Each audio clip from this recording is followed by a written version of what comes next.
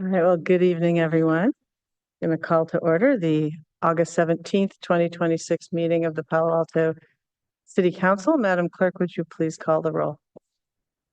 Of course. Councilmember Lithcott-Hames. Here. Mayor Vinker. Here. Councilmember Rectal. Here. Councilmember Burt. Here. Councilmember Lowing. Here. Vice Mayor Stone. Here. Councilmember Liu. Here. For the record, all present. Thank you very much. Our first two orders of business are closed session items. One is with regard to the Swinerton matter, and the other with regard to Cupperley. Madam Clerk, is there any public comment on either of these two items? Yes, we do have two hands raised in Zoom.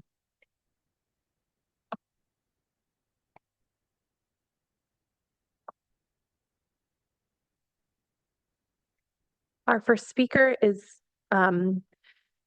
named in Zoom call-in user. You should be able to unmute yourself and speak.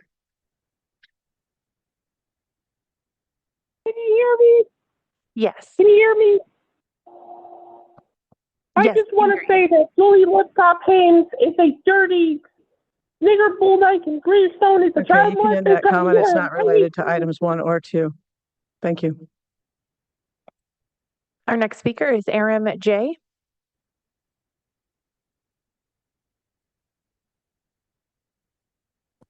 Okay, so I really wanted to talk.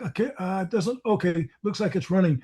I wanted to talk about, secrecy being an enemy of democracy.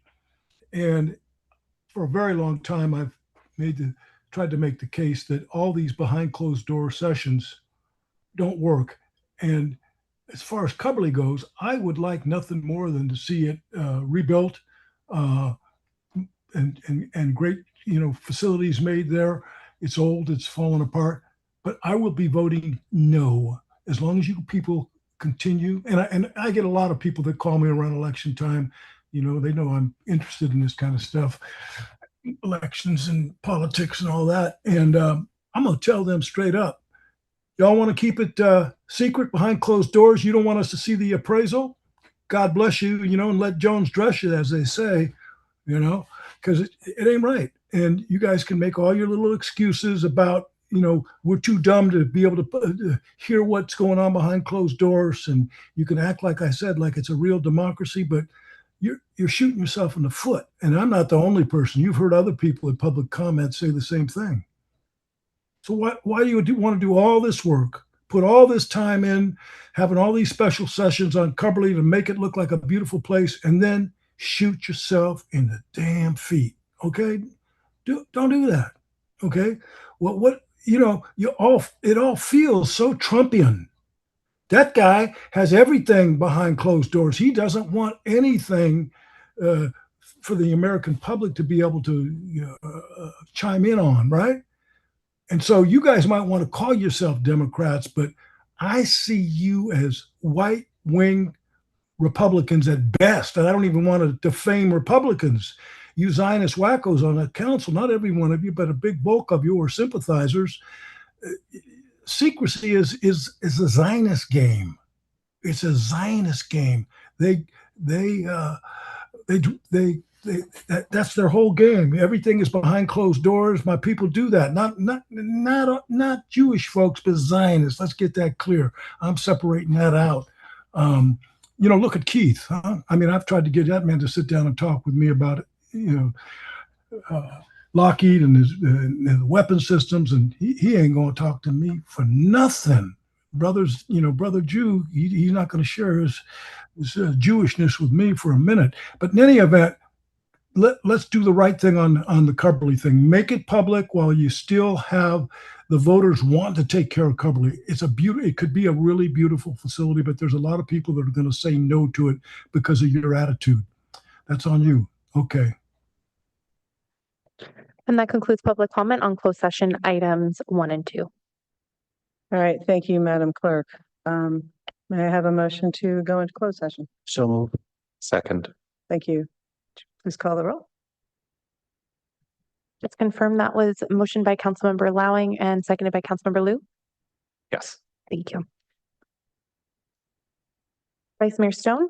Yes. Councilmember Burt, Yes. Mayor Vinker, Yes. Councilmember Lithcott Hames, Yes. Councilmember Lou, Yes. Councilmember Rectal, Yes. Councilmember Lowing. Yes. Motion carries unanimously. All right, thank you. We will recess into closed session and we hope to be back by approximately 7 p.m.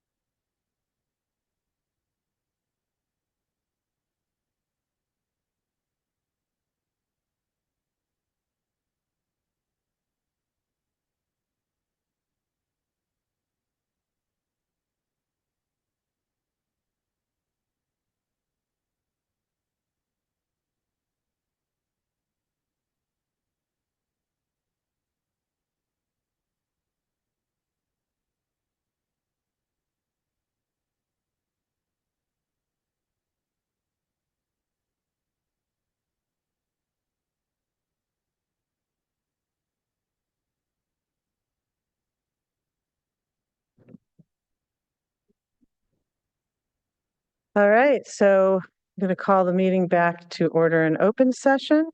With respect to our closed session, there is no reportable action on either item. And with respect to item 2, we will be continuing that matter to a date uncertain. And with that, I will turn to the city manager for agenda changes, additions, and deletions. Thank you, Mayor. There are no changes or additions to your agenda this evening. Excellent, thank you. All right, and so now I will turn to in-person public comment. Madam Clerk, how many commenters do we have? We have 4 requests to speak for in-person public comment. Very well. Our first speaker is Henry E.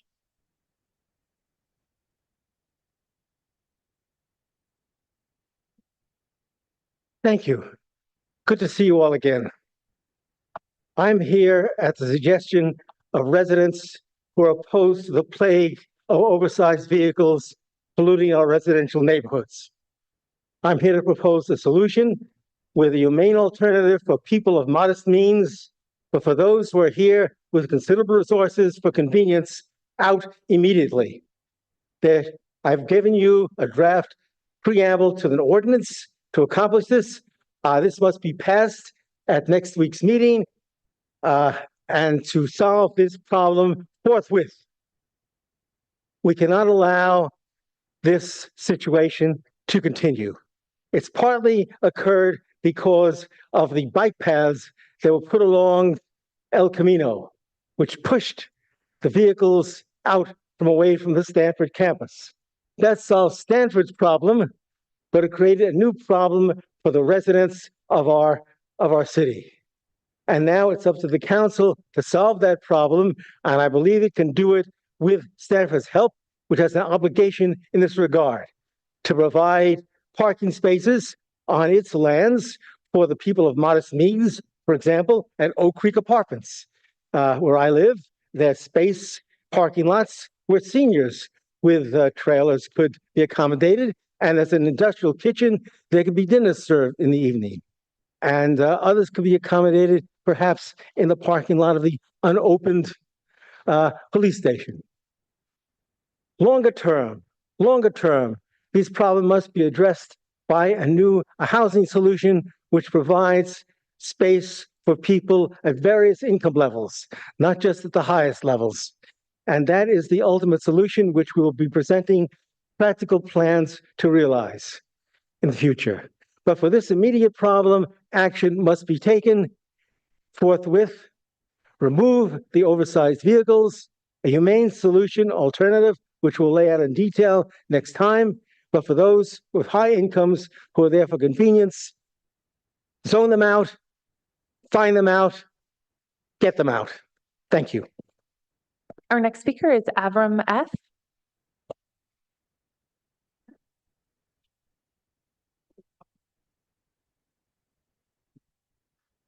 So people are always asking me what the Coalition for Justice and Accountability is. And the picture that I have here today is a painting that a friend of mine did for me.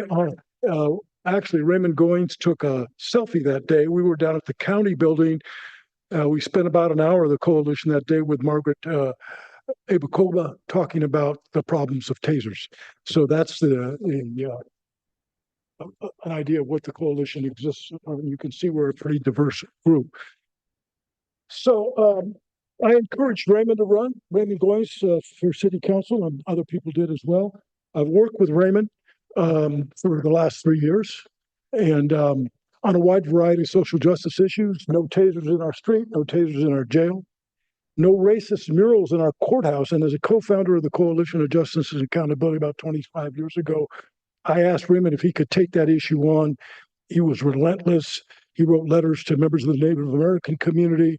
He got all sorts of folks together. He got Margaret Abakova's support to put a curtain over the mural. It's been there for 50 years. So we took Raymond, who was relentless in doing that. So that's the kind of person he is. We've worked on jail reform, no tear gas in the jails, no torture of inmates in the jails. He again, at my request, spearheaded an effort to engage both the school district and our mayor to discuss the recent hate messages that were scrawled over about 9 of our parks and restrooms and playground materials. He knows the Board of Supervisor members and all 5 of them very well. They respect him tremendously. He knows our public defender, Damon Silver. He knows our district attorney. He knows our sheriff. He knows members of the Palo Alto Police Department. He's not a shy man. I can tell you that. He will talk with anybody. He's a charming man. He's a charismatic man. He is not intimidated by trappings of power. I can tell you that. He is a force to be reckoned with, and you disrespect him at your peril. Trust me. We don't always agree. In fact, we probably disagree on more issues than we agree on, but that's okay. We need diversity on this council. We have not had that. Raymond lives at the Opportunity Center. He has some experiences that nobody up on this dais has, that I don't have. He's going to win. He's going to prevail. He's going to sit on this city council next year. I hope that you'll welcome him to the council when that happens. Thank you very much for your time tonight. Raymond Goins, thank you for taking the challenge to run for city council. Our next speaker is Matt S.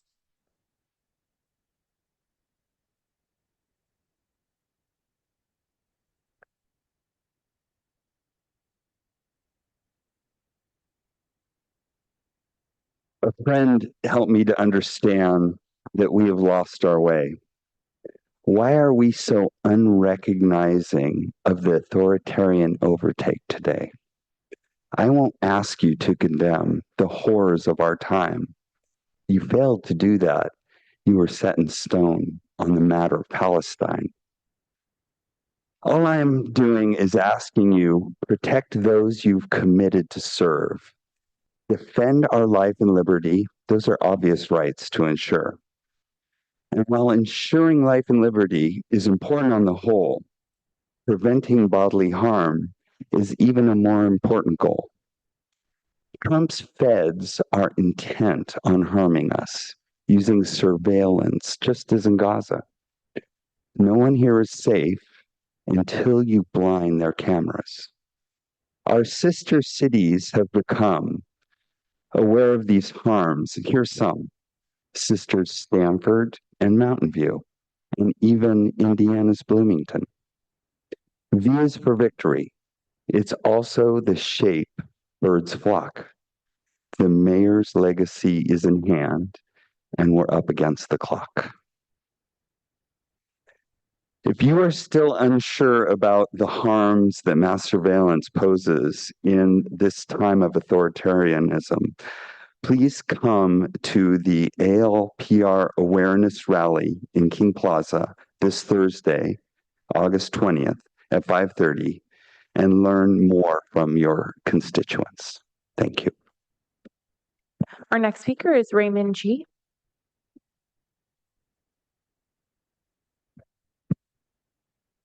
Good evening, council members, mayor. Thank you for taking your time out here tonight to engage the community in this forum. I'm here to speak out against the issue of flocks in our city, for our residents, and from a safety standpoint of how it can harm the community. Flocks holds data from our local community members. It's not a safe device, and it keeps our personal data in storage. But Flock doesn't stop criminals like those that hack into our phones, who have hacked into our bank systems, who have hacked into corporations that have high-tech security, from stealing our public data that Flock is retaining within itself, within the system. We need to make sure that all our citizens are safe. Flock does not keep nobody safe. It doesn't prevent crime. It doesn't prevent people from being harmed, and it doesn't prevent people from becoming victims. As somebody that's fully aware of how the criminal justice system works and how sometimes criminals will think, Flock is not a deterrent, it's a waste of money. If you want to protect the citizens of Palo Alto, your safeguards are our identity and our information that Flock is retaining within the system. Nothing stops a hacker from hacking Flock cameras and stealing our identity and our information without you guys knowing.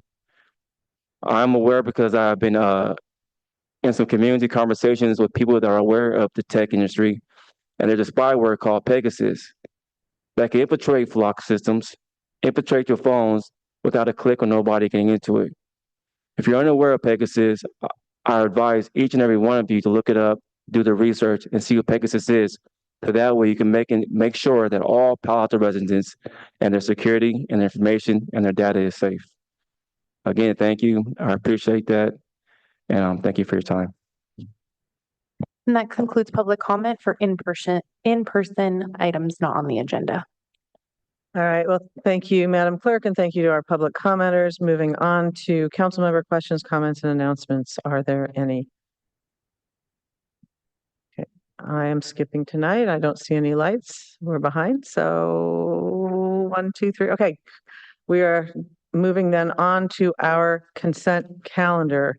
Madam Clerk, is there a public comment on the consent calendar? Yes, we have one request to speak.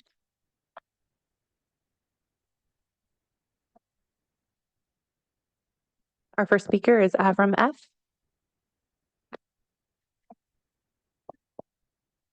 Madam Clerk, this is item.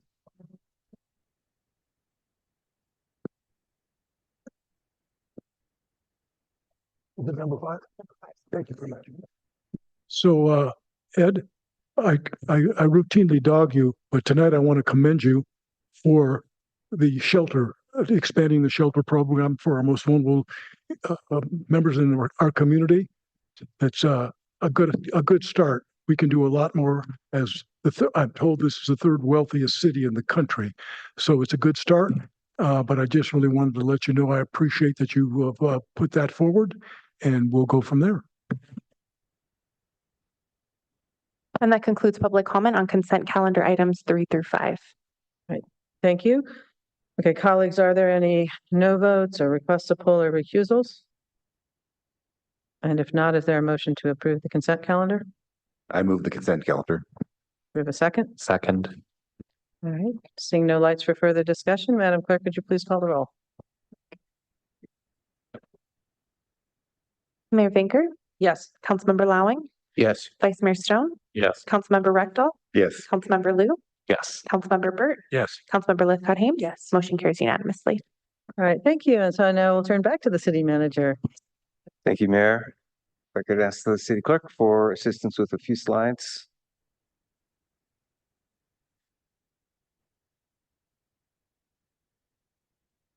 Great. Next slide, please. All right. First off, want to note for community members that our annual community survey is now out for those households that have been randomly selected to respond to the statistically significant sampling. And recognizing that these days, folks are very wary of surveys. We do have a cover postcard that invites community members who receive the postcard to call my office to confirm that it is legitimate, and the company that is putting on the survey for us is Polco, Polco. So again, anyone needing additional information on that can call my office. In addition, there's a second phase to the survey, makes it available to households that opt in to taking the survey, and information on that is available on the website shown here. That's paloalto.gov/community survey. Next slide, please. Also, as a reminder, this Wednesday, we have the State of the City address at Palo Alto High School. Doors open and public comment will occur at 5:30 p.m. So want to make sure that that time is on everyone's calendar so we would be able to start promptly. Look forward. Also noting special guest announced 6-time national champion, 4-time U.S. table tennis Olympian Lily Zhang. And so looking forward to that event this Wednesday. Next slide, please. Also happening this week is the fall registration opening through the Enjoy catalog. We know that's always an important date and time. So August 20th at 10 a.m. is when the resident registration opens. And so our staff will be standing by to handle support as needed for those registrations. Non-resident registration opens next week. And I'm sorry, yes, next week. Next slide, please. Also, coming up this weekend is the 43rd annual Festival of the Arts happening here downtown, sponsored by the Palo Alto Chamber of Commerce. The city is a co-sponsor, and this is always a very popular event downtown. So certainly invite community members downtown to enjoy this, as well as to keep an eye out for the closed streets as a part of the event. Next slide, please. Closed to traffic, open to pedestrians. Not to be outdone, Cal F will also continue its Thursday Live series next week. Next Thursday, August 27th, is the next upcoming event. And also noting there will be September and October events as a part of this series. Dates noted here, September 24th and October 31st, Halloween on the Avenue. Additional information available on our website, paloalto.gov/Thursday Live. Next slide, please. Then finally, looking forward to upcoming agendas. Next week, we have the semi-annual study session with the independent police auditor.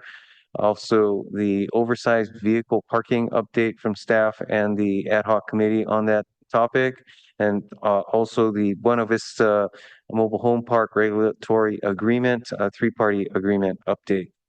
Then looking forward, there will not be a meeting until September 9th. It's noted here, that's a Wednesday with a 5 p.m. start. So it's a little outside of our norm, but noting the Labor Day holiday happening on Monday the 7th.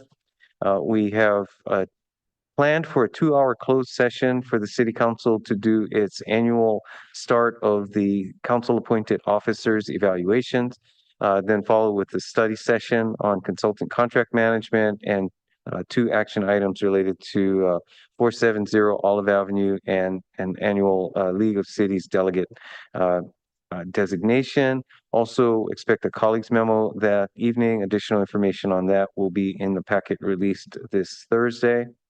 Then on September 14th, the council will have a public hearing on the proposed parking structure, 375 Hamilton Avenue, water revenue bonds issuance, and update on the stream corridor protections. Then a number of items shown from September 28th and beyond for those who are looking for particular items upcoming.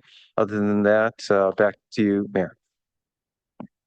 All right, thank you, Mr. City Manager. And seeing as how we just came back to the dais, I'm going to skip our break, at least for now. And we will move on to our first action item, item 6, and we will be close to back on time. So that is the ADU and JADU consideration of an ordinance. So I will welcome staff and turn it over to, looks like Director Late.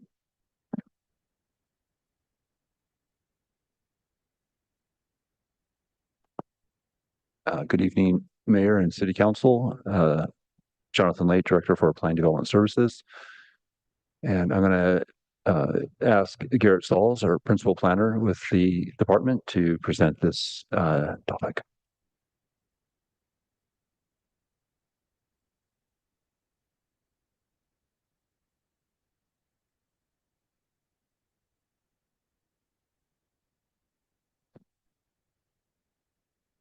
Good evening, Council. As mentioned, my name is Garrett Sauls. I'll be leading you through the ADU ordinance update that we'll be discussing tonight. Next slide. Many of the changes around what you see in the draft ordinance are mostly tied to changes related to state law. There were a couple of items that Council had asked in the previous ADU ordinance update last year for staff to consider and study. Next slide. The most significant changes are actually just related to what you see on the screen underneath SB 543, which is changing how the city is required to calculate square footage for floor area and lot coverage for ADUs and junior ADUs, now using an interior livable space standard, creating an appeals process for these types of projects, allowing an additional ADU than what was provided or allowed for previously. Last year was 3 units. Now the allowance is up to 4. As you can see, 3 ADUs and 1 junior ADU, and then shortens standalone review times for these second unit projects from 30 days to 15 days. On this screen on the left side, you see that example of calculating the current standard for square footage. With a smaller unit, you can see in the center, the square footage is about 294. That's measuring to the outside stud wall. The right side image represents this new interior wall face to the interior livable area. And part of that representation is that even on a small unit, those changes can be significant. Next slide. At the top of the screen, you have basically a representation of what Table 1 existed as previously. The underlined text at the bottom represents the change. Now there would be an allowance for one attached ADU, one detached ADU, one conversion ADU, as well as one junior ADU. The multifamily standards remain unchanged. Next slide. As mentioned earlier, the city now has to provide for an appeals process for these applications. In essence, the decision-making body council needs to be the final say in these projects. And what staff is proposing to do where or whenever the city may receive any request for an appeal on a decision from the staff, it would show up on the city's council consent calendar. Just as a note in general, the city really hasn't received any type of approaches or requests to do anything like this up to this point, mostly because staff regularly continues to work with applicants on how they can address any comments the city gets or provides to work them through the process as quickly as possible. Next slide. The next couple of slides will cover what was council's direction last year, which was to study increasing the square footage of the maximum size for ADUs from 1,000 square feet currently to 1,200. After the PTC and staff studied this, they felt supportive of increasing that square footage from 1,000 again to 1,200. And just as a background point for some data aspect, out of the roughly 950 applications we received since 2020 for ADUs, only 3 of them have really sought to build a unit that was larger than 1,000 square feet, and that is only applicable or possible now through conversions. Next slide. As it relates to separate sale, council had asked staff to study whether this would be a feasible or a successful option for the city to consider. Currently, the city is required to allow for nonprofits or ADUs developed by nonprofits to be able to be sold separately, but is an option for the city to adopt a standard for allowing a separate sale for all units in the city. Of those who have been early adopters, there's been very few applications that have gone through their own processes.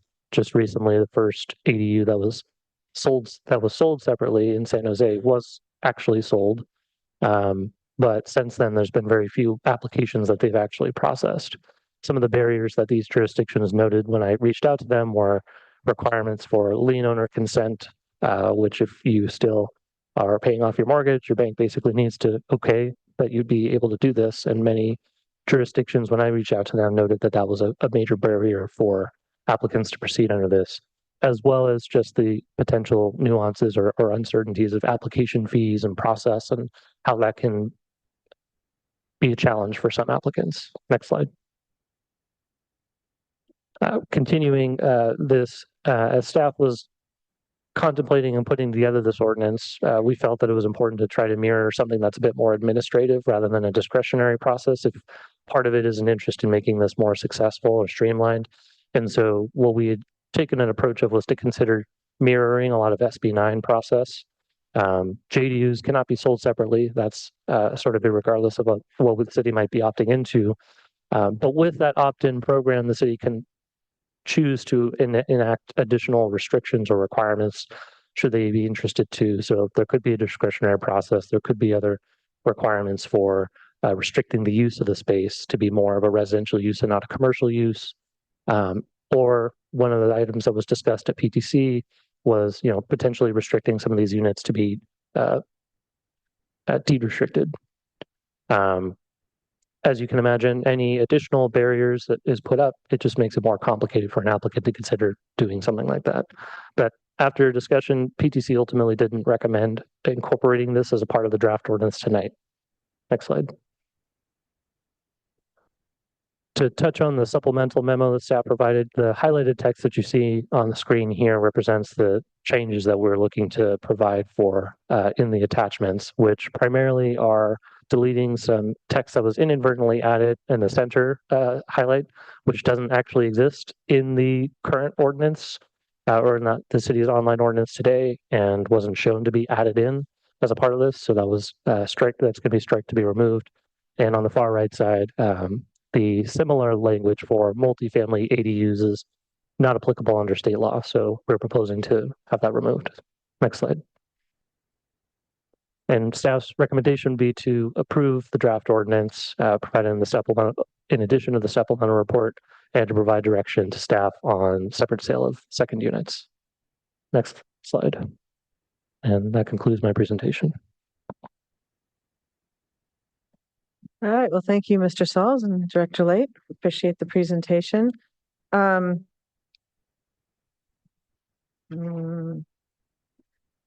think with this one, let's turn to public comment first.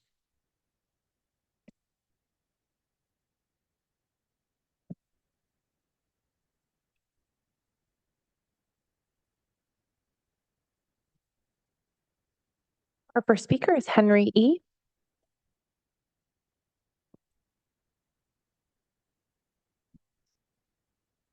You have just heard a technocratic solution that will make the problem worse. The problem is the lack of affordable housing in an architecturally distinguished city that we want to keep, preserve, and enhance, not destroy by adding structures that may interfere with its integrity. Most ADUs will do that unless they are very carefully designed to play off against the original architectural heritage. We must preserve that heritage by landmarking entire sections of our city so that they cannot be destroyed. It's not enough to do height restrictions. We must preserve the structures themselves, and the city must take the lead. It cannot be left to individuals to landmark. We must publicly landmark entire sections of our city, if not the entire residential neighborhoods. Instead, we must build greenly high on the shopping centers, innovative housing, following the model of the Safdie plan from the World's Fair in 1967, cantilevered suburban houses. And I want to modify one of my previous proposals, which was for an urban forest on San Antonio. There should be a forest, but the industrial structures must be kept. They should be transformed into artists living and working lofts. The future of our city is in the humanities, in culture, as well as in technical startups. The technical movement has moved into San Francisco irrevocably. We're not likely to catch up with, but if we do, it will be by emphasizing the arts and culture as well as technology. So I want you to landmark the industrial structures, turn them over to public housing corporations. The Shell facility in Berkeley was transformed into artists living and working lofts. We can do that in Palo Alto. We should be the city of the arts as well as technology. ADUs are a minor adjunct, and done in a sensitive way, they can be accepted. But as a possible solution to housing, it's a non-solution. It's there as window dressing. Let's realize that, reject the proposed ordinance. Thank you. Our next speaker is John Kay.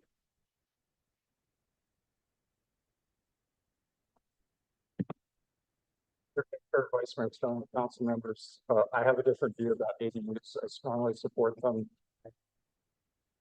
Excuse me. I have a different view about ADUs. I think they're vital to addressing affordable housing in Palo Alto.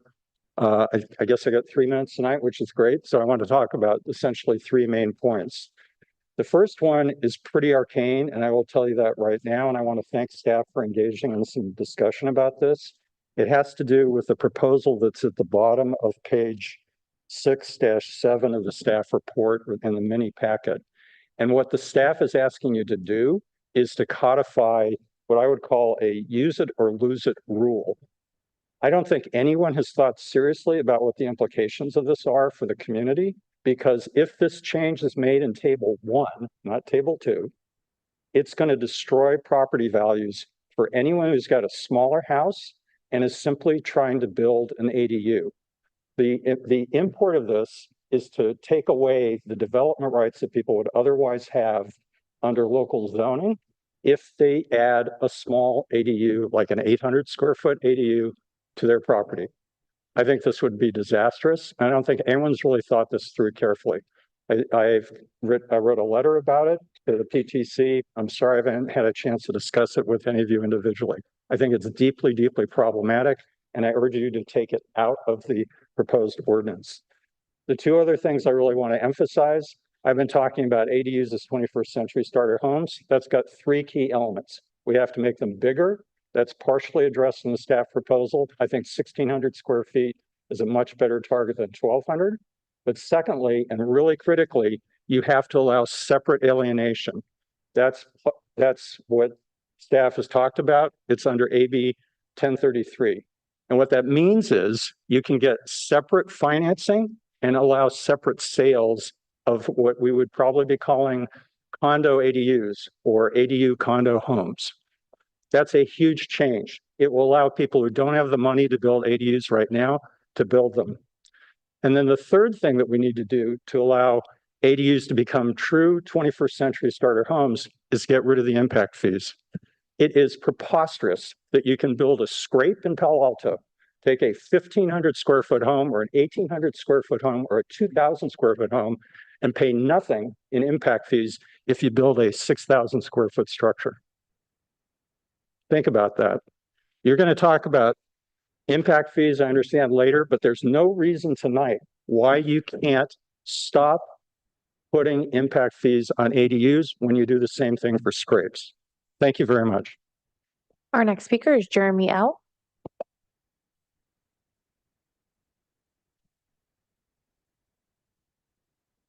Good evening, Mayor Venker, Vice Mayor Stone, City Council. Palo Alto Forward is very excited about the opportunity to allow starter home ADUs. The opportunity for creating the separate conveyance of ADUs is already starting to result in affordable homeownership opportunities in other communities. The first of these ADUs was sold in San Jose for $530,000. That is a third of the median home price in San Jose. I will note a couple interesting, fun little facts. The ADU in San Jose was 749 square feet, which is exactly the amount of square feet that you need to avoid impact fees, because Palo Alto and San Jose and cities like them have a fee cliff, where the minute that you get to 750 square feet on fees, you are going from zero fees protected under state law to full impact fees. The challenge here is that it doesn't mean that the city of Palo Alto gets more impact fees with this fee cliff. It means people build below the square foot cliff where the fees kick in. So this is an opportunity, I think, for the city of Palo Alto to move beyond what's in the staff report and the ordinance that's drafted and think about how to make ADUs feasible that are family sized. The other thing that I'll just say about starter home ADUs is this is a new law. The law went into effect in 2024. Cities have opted in the last 18 months or so. Like any new state law, it takes time for policies like this to come into effect and to really be recognized by homeowners and project managers as an opportunity. So like SB 79, or SB 9, excuse me, where Palo Alto, I think now has a couple dozen proposals, but it took a couple years for those SB 9 proposals to come in. The ADU starter home law will take some time to really be recognized as a tool, but could be really impactful for opening up opportunities in neighborhoods where more homeowners and families and children would be a great asset to the community. Last thing I'll say is staff had a number of extra add-ons that council could tack onto the law. Those are going to make it a lot less likely that people take advantage of the rules. And again, without any of those add-ons, San Jose had a home sell for a third of the median home price. It would be pretty cool to see some housing opportunities like that in Palo Alto too. Thank you. And that concludes public comment on action item 6. All right, thank you. And thank you to our public commenters. All right, colleagues, questions, comments?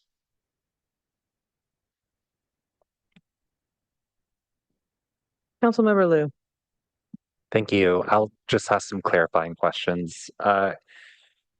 Well, firstly, a public commenter mentioned that, for lack of a better term, sort of table 1 ADUs will basically eliminate flexibility for you to renovate or add space or make certain kinds of modifications that, because there isn't a floor area exemption for table 1 ADUs, would harm property values or flexibility or and so on. Is that actually changing under this ordinance, or is that currently a limitation where if you build a ADU through a state streamlined pathway that you max out your floor area and then you can't make any expansion of your primary residence? I'm just not sure what's changing before and after for that case. Thank you for your question. Yeah, so under table 1, which represents this 6623323 section of the government code, in essence, what is guaranteed under state law is a new construction detached 800 square foot ADU with a 4-foot side and rear setback. And the other units that are, and that's an allowance that's provided in sort of whatever means is necessary to achieve that. So one of the examples we provided in the staff report was an example of where a home isn't currently built out to its maximum. They want to build that ADU under table 1 that in essence would sort of consume the remaining allowable square footage on the property. And the city in that example has to give up to 300 square feet to achieve that 800 square foot unit. The other types of units are occurring through some amalgamation of conversion of existing square footage that's on the property or utilizing the allowable square footages on the property. Yeah. So being mindful of your time, it's not a change. It's existing practice. Yes, that's what I understood. If you had a state streamlined ADU that right now you do lose that flexibility. And so it's not exactly a change. Right now, can you give me a rough ballpark of the order of magnitude of ADUs that use the standards in table 1 of the state standards versus table 2 local standards? Yeah, I would say a majority of the applications we receive are ones that are using table 2 because we have this local bonus provision that makes this that allows for this to be done and built more flexibly. Okay. Maybe a sort of open question or concern I can explore in the next phase, but it seems to me that I would love to see more properties that have multiple ADUs, but then the sequencing really matters in that if you do a table 2 ADU first, you might get an 800 square foot exemption, and then maybe you can do a table 1 ADU. But are there weird discontinuities? Like if you do a table 1 ADU first, you max out your floor area and then you don't get to do a table 2 ADU afterwards. There's a lot of terminology here. But the point is, have we thought about any rough edge cases or any ways we can smooth things over so that people who do want multiple ADUs aren't caught in strange binds based on decisions that maybe were made when they purchased the house that already had an ADU on it or things like that? Yeah, so I think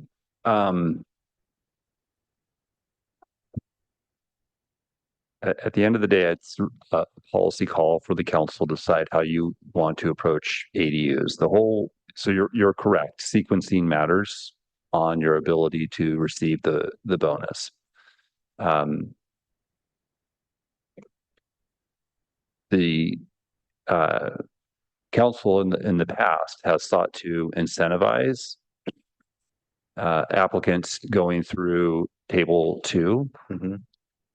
Because table 2 allows us to address some of our local values related to privacy and trees and a number of other things. So that's why the bonus was in part provided, was to steer folks toward that. But with the changes in state law and more ADUs being available, I understand the concern that some may benefit if they have the knowledge and they approach the sequence one way, by getting a floor area bonus.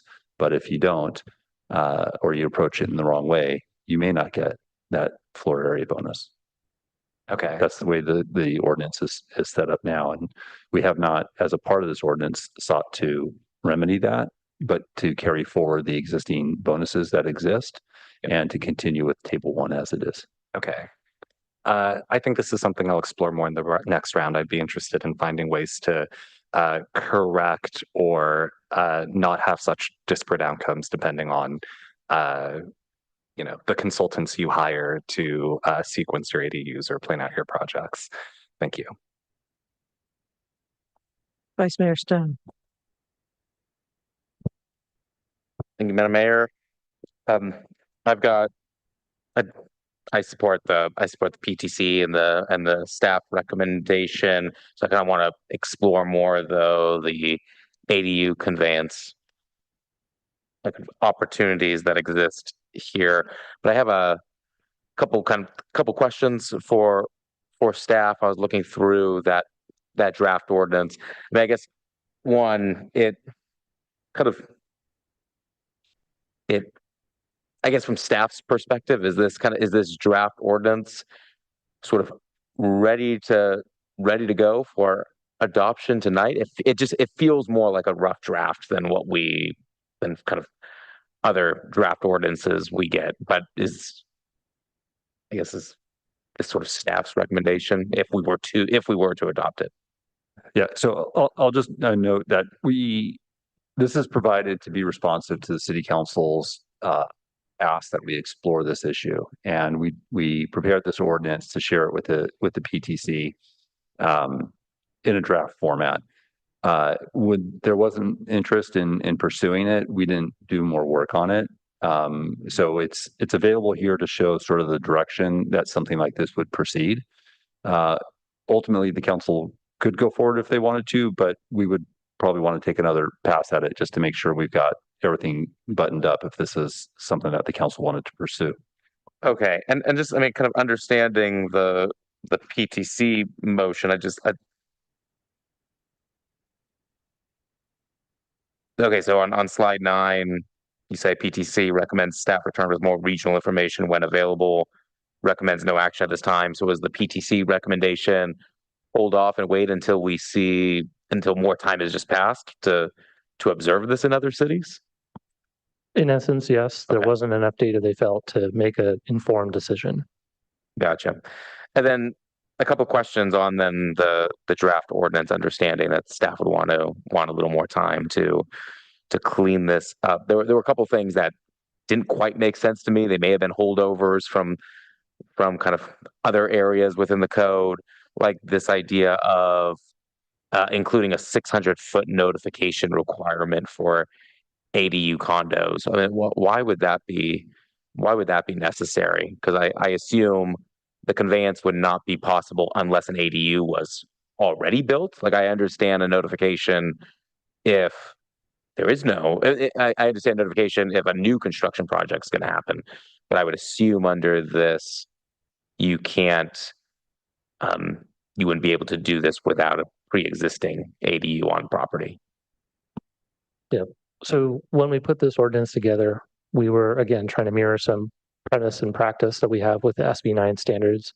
And part of that is this neighborhood notification. If there's less of an interest in that, then certainly that could be changed. I think it makes sense when we're dealing with new construction, but something like this, I don't see why there would be a need to notify households, multiple households away. I can understand maybe adjacent property owners at the most. I think the 600-foot would be unreasonable and just probably require thousands of dollars or more for the applicant. So if we move forward, I think revisiting that to no notification, I think if we move in this direction, we need to then just kind of treat these conveyances like any other type of property sale, and there's no notice at that point. So I don't really see why we're treating it any differently. And then the ordinance allows the director of planning to determine the fee for a parcel map subdivision on a case-by-case basis. That just kind of struck me as a little odd. I would imagine we typically have kind of a consistent fixed fee. I don't know why it would be on a case by case basis. Can you explain the logic there? Yeah, we don't currently have, obviously there's no fee in our municipal fee schedule for something specific to this, right? What we do have as representative samples are our other subdivision application fees. And again, mirroring that issue or that practice from SB9, in the meantime, until there was a fee in place, that language exists still currently in the code until that's been updated. So similarly, we could change that if there was an interest in pursuing these types of this ordinance. Yeah, I mean, I think it should be a consistent fee across the city. And I think the way it's written, this is an example of the types of thing that we might want to fine tune, but I don't think it's written as, I don't think the intent is that, I think there's 3 different application types that are cited in that section. And it's meant to be, choose the one that is most akin to the type of work, not, hey, this project's going to get this one and this project's going to get the other one. That's making There's more going to be a sense. consistency, but we just didn't dial that in at that point. Okay, perfect. I assumed it wasn't going to be just completely the wild west there, but appreciate that. If you're going to give me that authority, there may be some other areas where I might want to exercise it other than the fees there. Okay. I'm sure. And then just kind of following up on fees, and one of the public speakers made a really good point here about the drop off is just is the ability to revisit fees, is that coming back to us on a separate item of just generally when we are revisiting impact fees? Or is that something you would need direction on tonight? No, thank you. City Council has already given us direction to explore development impact fees as they relate to accessory dwelling units. And that is currently part of our work plan. And it is something that we've joined with the citywide development impact fees that we're currently underway doing and hope to bring back to the City Council before the end of the year.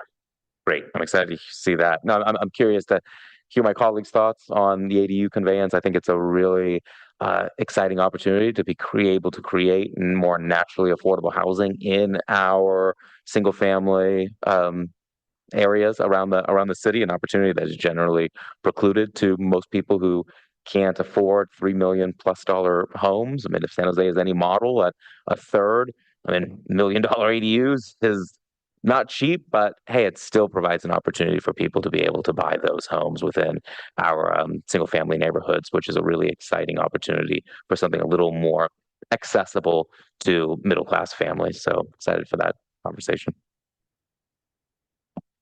I'm going to jump in here before I go on to my other colleagues, just because it relates to that.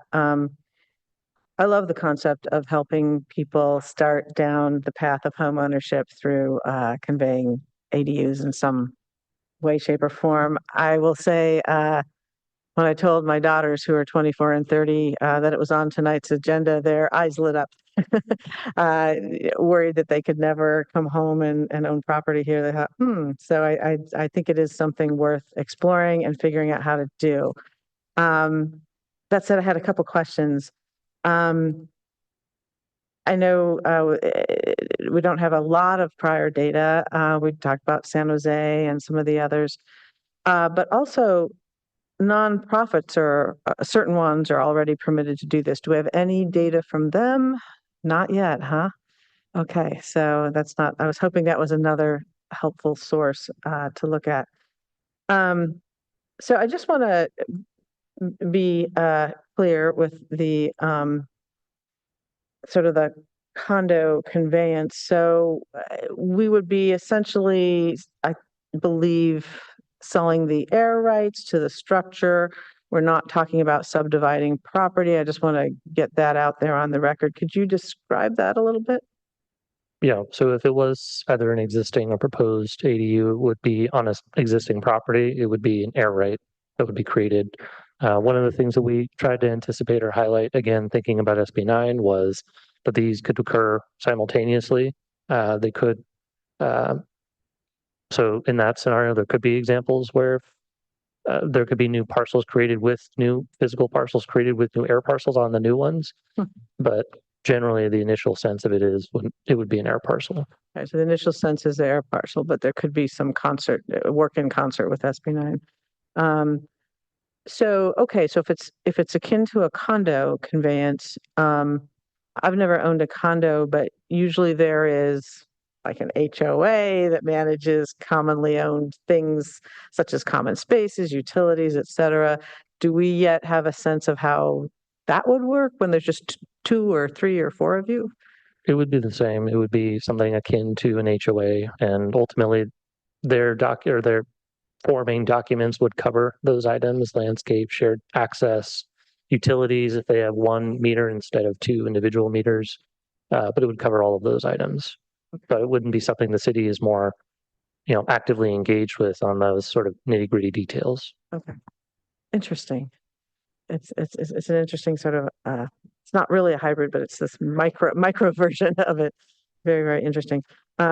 Okay, well, I am eager to see a little more about this, and I am excited to hear that we can have that further conversation. I also liked what Vice Mayor Stone elicited from you about revisiting the development impact fees related to ADUs, and I think you said that's before the end of the year. We'll hear that. So both of these items coming back are great. So thank you. So with that, I think Councilmember Lithcott-Hames, you're next. Thank you, Mayor.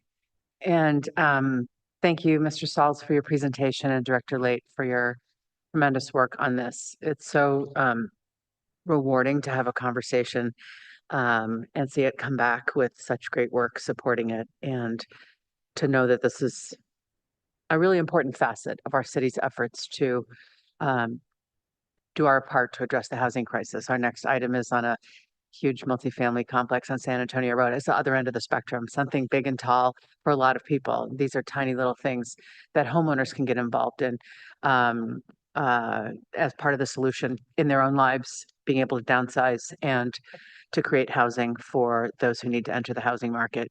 So I'm very excited about the condoization and really, really appreciate that we're having this conversation. I like the thought of us being on the smaller side of the cities that are trying this out. When you gave us the list of those that have done it, obviously San Jose, but then those that have it in the works, it feels good to be innovative in this way. And I think it'll help us with our efforts to become a pro-housing designated city to push this forward. On the square footage issue, I'm curious as to why. I know we recommended, we asked you to go and look at 1,200. You came back and you told us 1,200. And my question is, why did we think 1,200 was a sweet spot?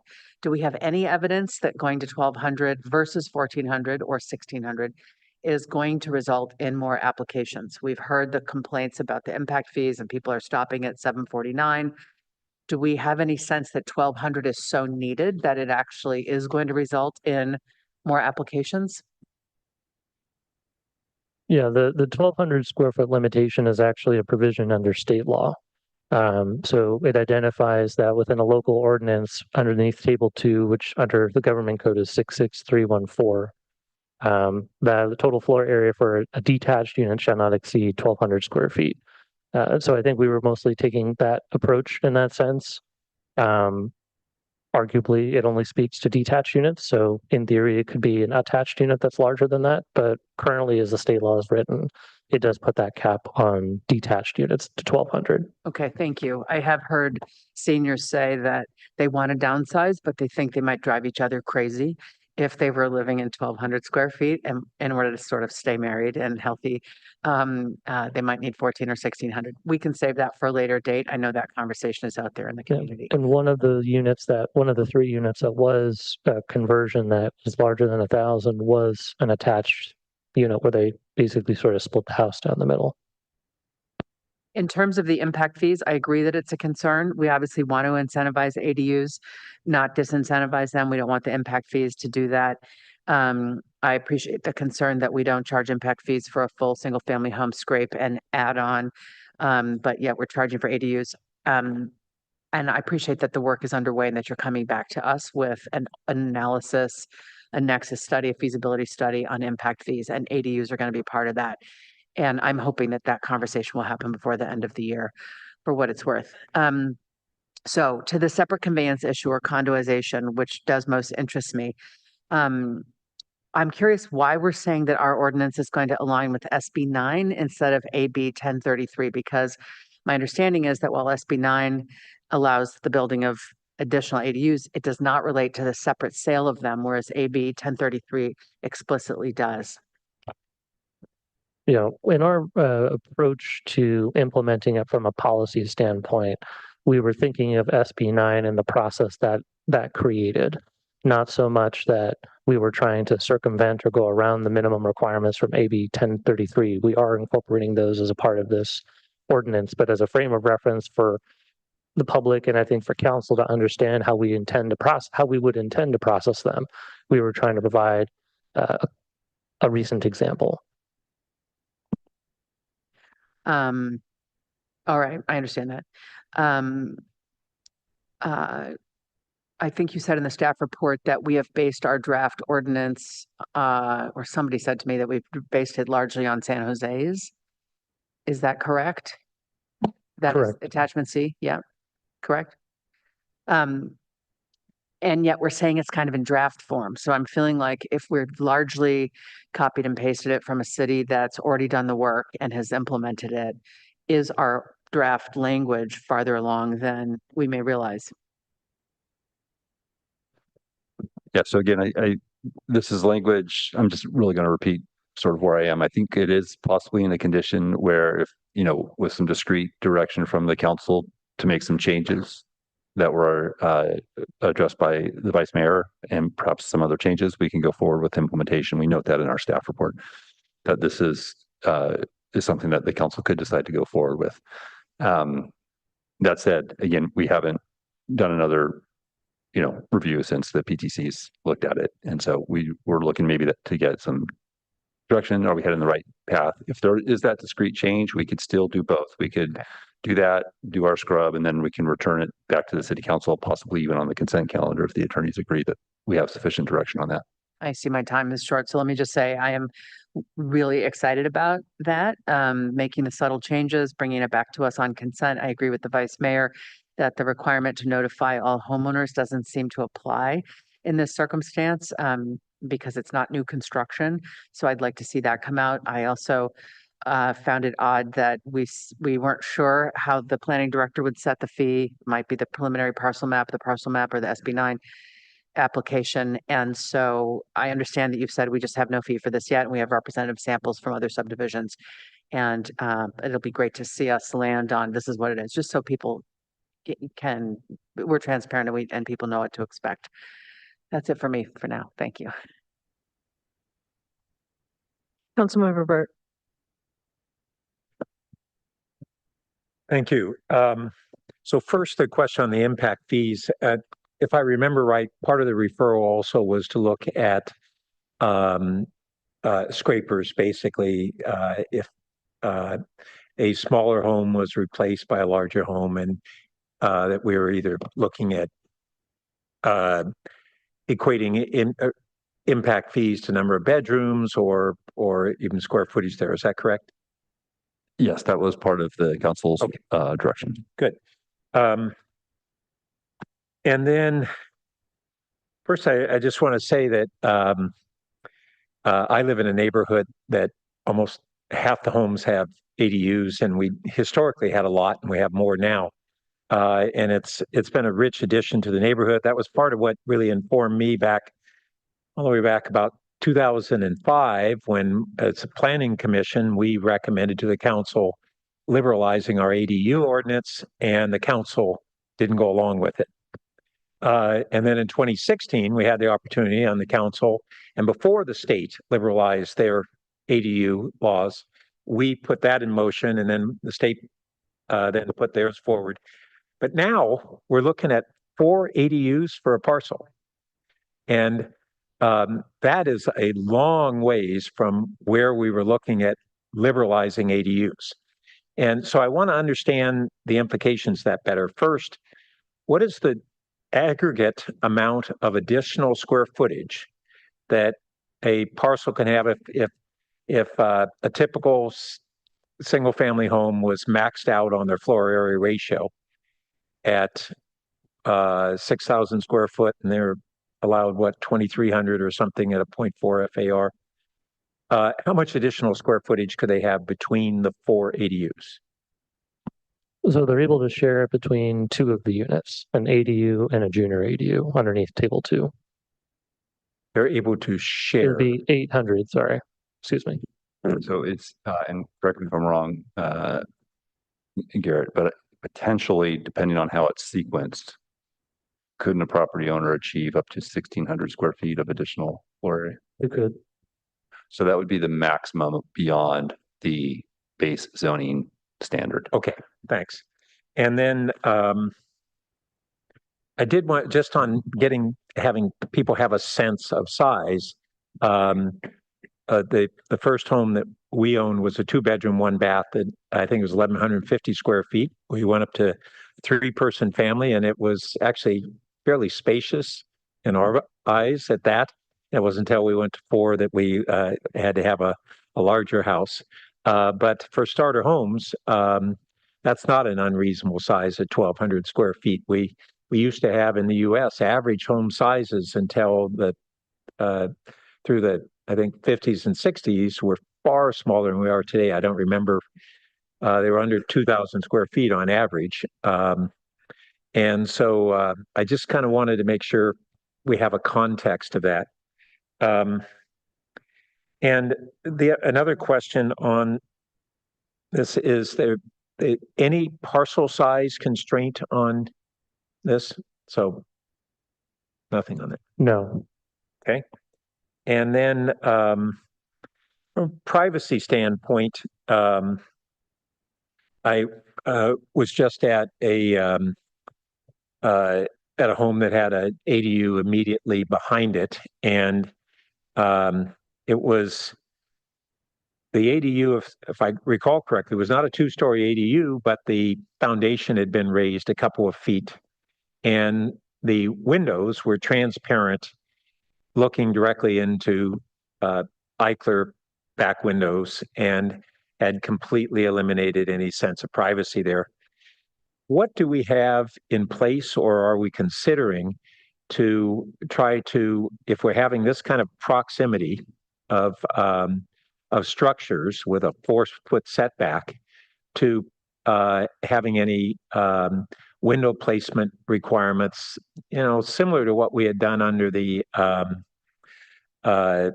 what's our home and I forgot the standard that we have, that when there's 2 stories and we look at reasonable privacy. So do we have any regulations that protect privacy in that regard? We currently do underneath table 2, where we're able to provide them, and it depends on the type of window you're dealing with, one that's operable, non-operable, an egress window. To that specific one I think that you're referring to, it depends on also currently under our standards on whether or not the finished floor is 2 feet or more above grade. That's other privacy measures start to apply. But so this really gets to table 1 projects or table 2 projects. Table 1, state law, we don't have the ability to impose those privacy limitations. Even on like opaque windows or anything? That's correct. We do not have that. We don't have that authority.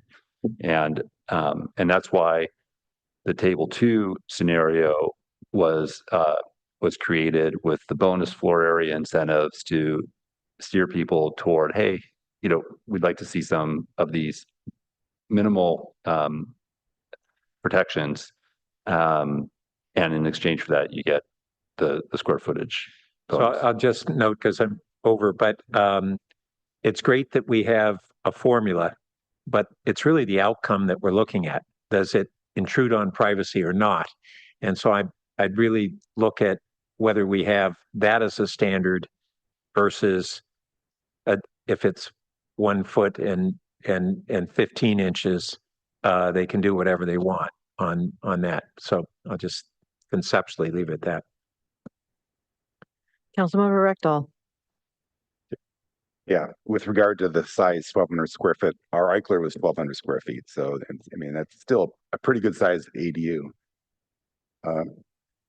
talking about deed restricted ADUs, I'm really skeptical of them. In theory, I love them, but in practice, how do you have that subsidy and how do you ensure that that subsidy is actually used since we can't really enforce them to rent it?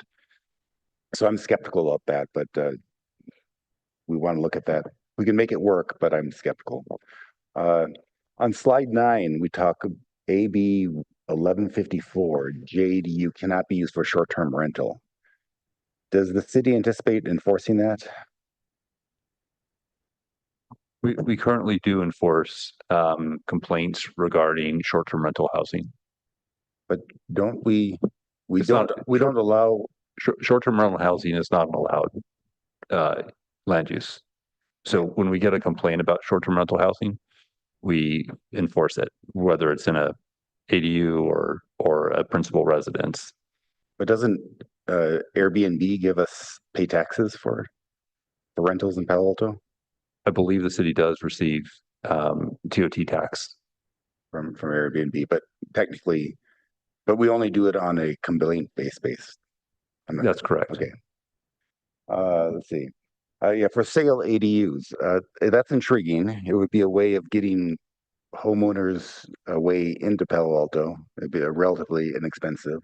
I'm a little concerned about the devils being in the details, and that. So, for example, we'll have two people in really close proximity, and they're going to be in an HOA together. And there's going to be two people in an HOA. And what are we going to do if the two people in the HOA don't agree?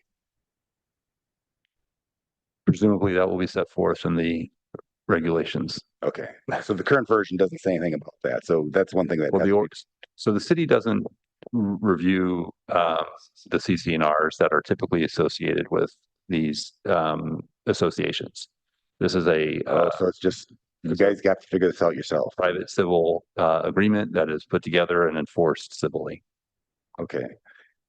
Are we concerned about these two people living in proximity, and one of them may be noisy and getting complaints and zoning?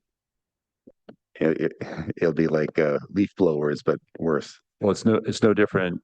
The ownership profile does not impact that, I guess, unless one's a tenant. But I mean, right now, if you own it and someone's in the backyard making noise, you go back and tell them, I don't want to do it.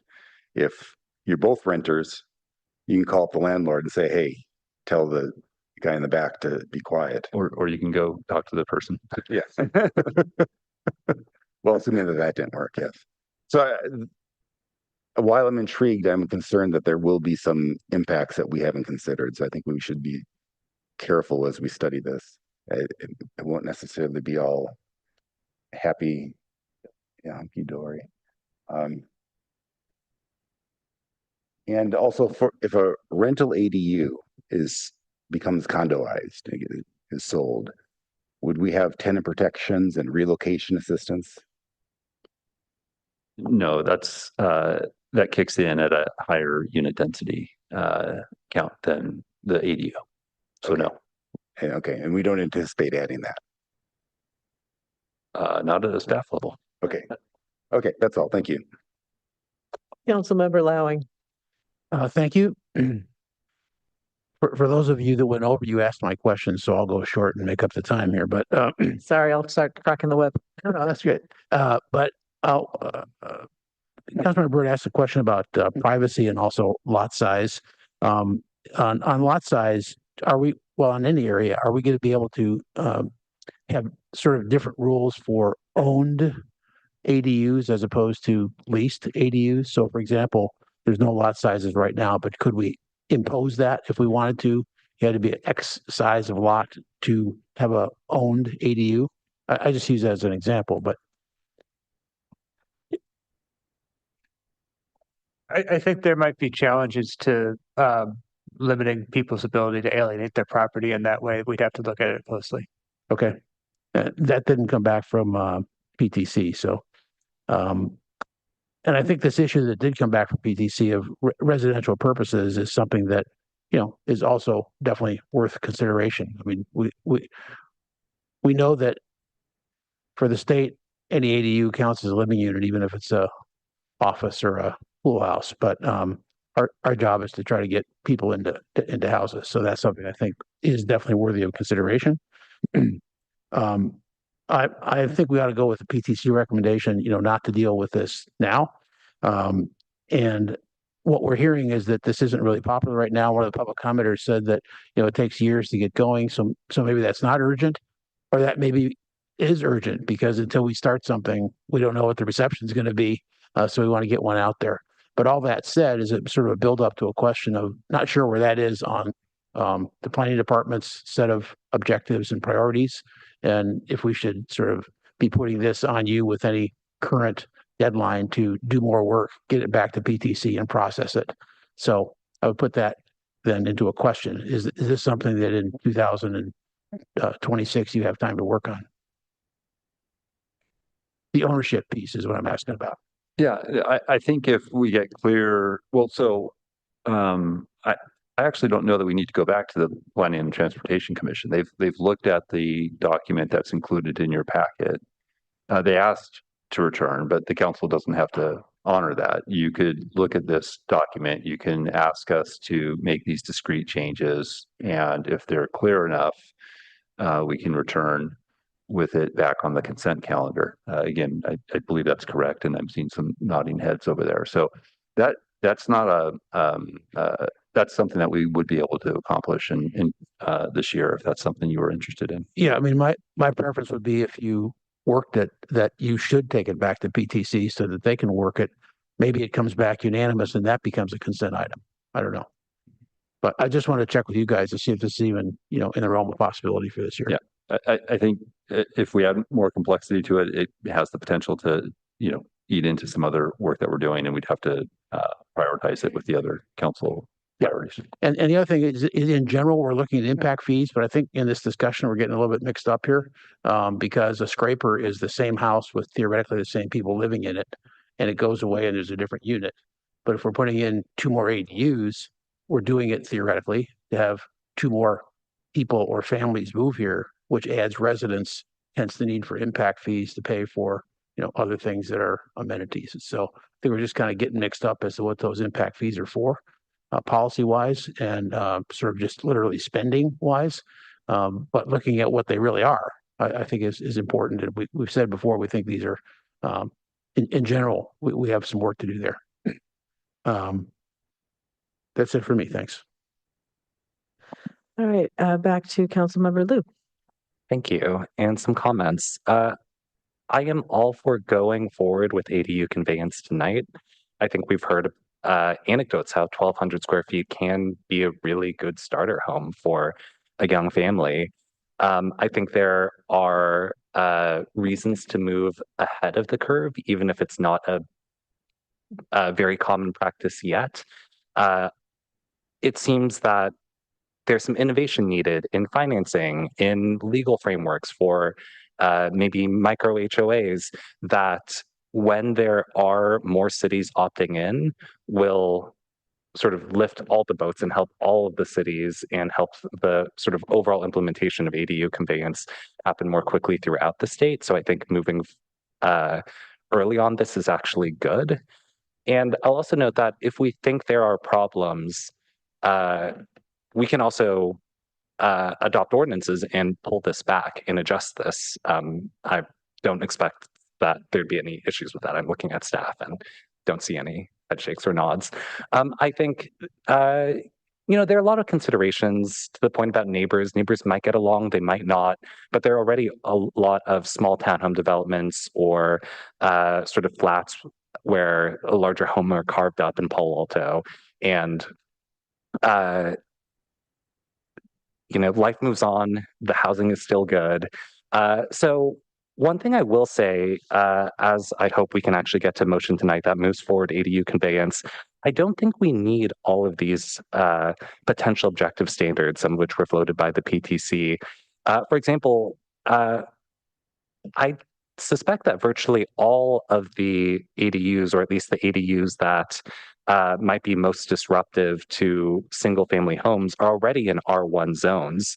So daycare or commercial use wouldn't be allowed in an ADU that was segmented. I think AMI restrictions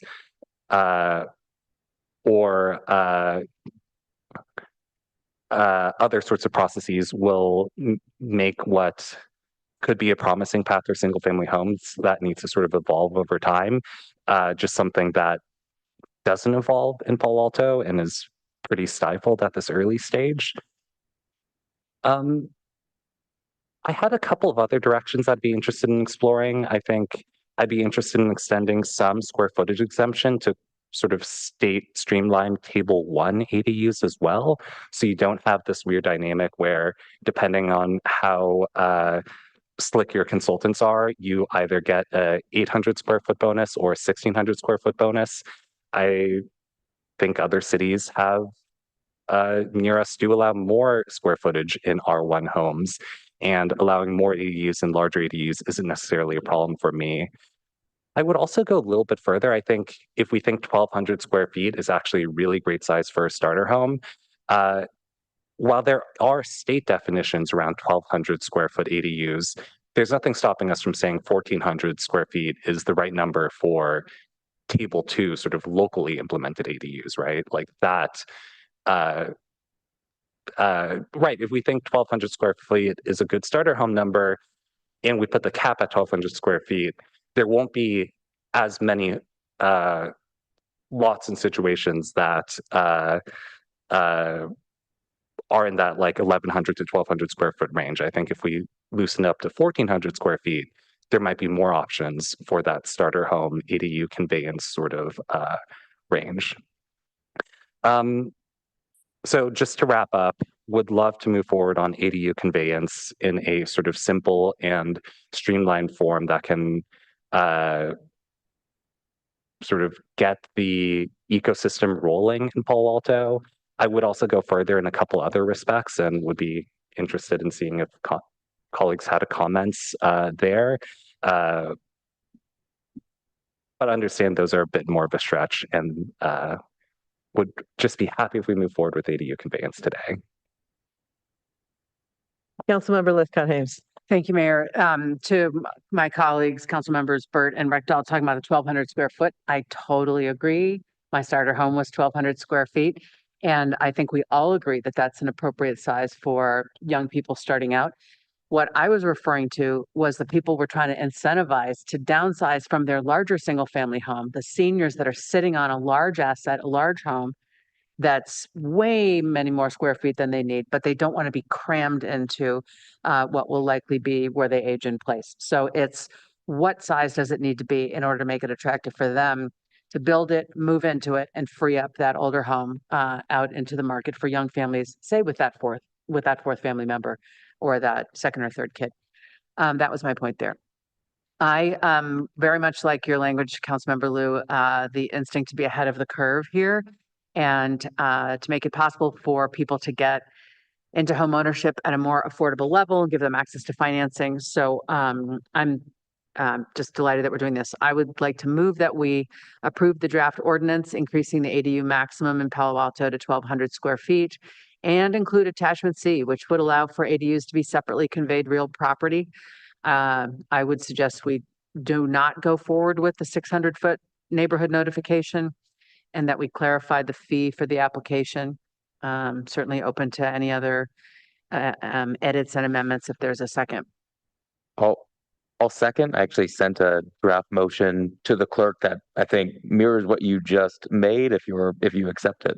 Forgive me. I appreciate that. You beat me to it. So. I'll take your second. If the clerk did receive it.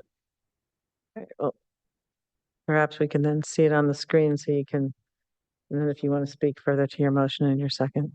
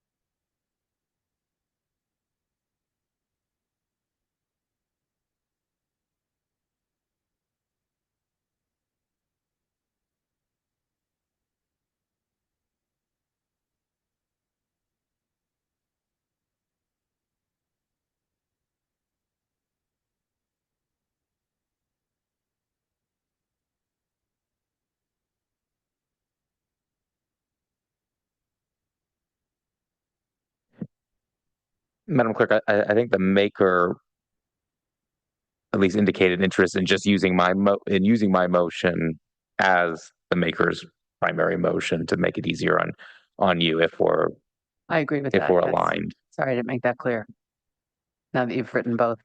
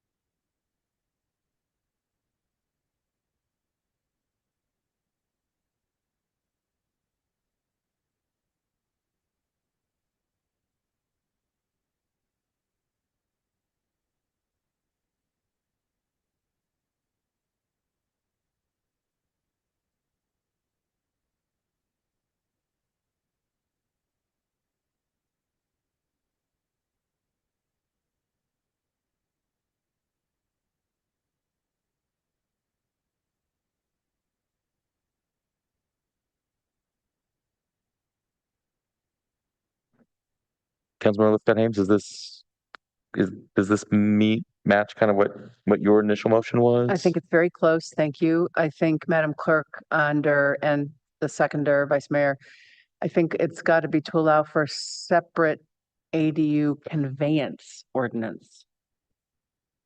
Oh, yes.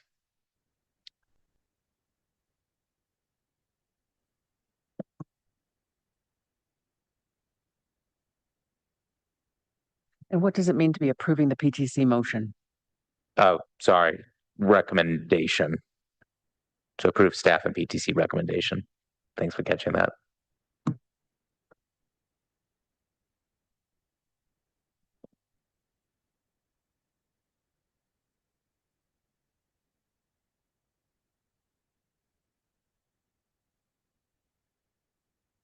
Actually, Madam Clerk, you've already got that up in section B. So it's the word conveyed, separately conveyed, up at the very end of that long sentence B, to allow for separate ADU conveyance ordinance. So we don't need that last bullet.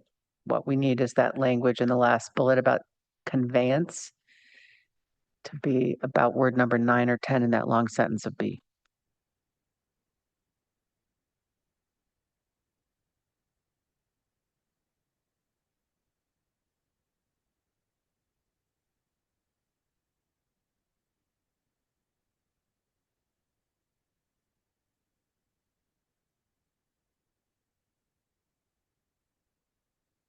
So then we can take out the second ordinance in front of the parenthesis attachment C, just remove the word ordinance because you already have it a little bit earlier.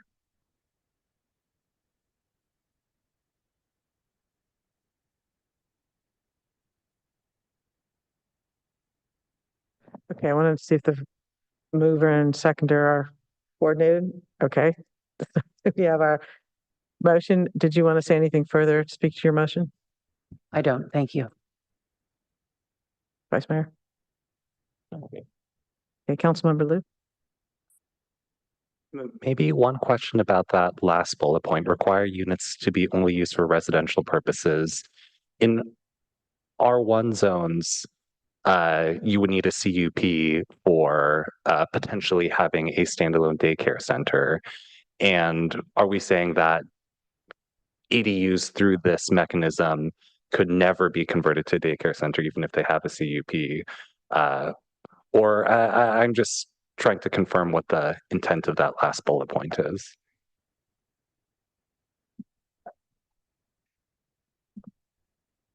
That's it. Okay, answer. But was it directed at? I can clarify that if Okay. you have some questions. Part of this is, yes, getting to whether or not there wants to be any additional explicit call out that it's used as essentially sort of another single family home, and to not allow certain other semi-commercial uses like a daycare, which can be permitted if they're not just replacing that single family unit. So if there's an intent to allow all uses, or to your question, right, to allow all sort of permitted uses that are non-commercial uses within 1812, which covers the R1 district, right, or others, then we could include something like that. If you don't want to include that, then it could be removed.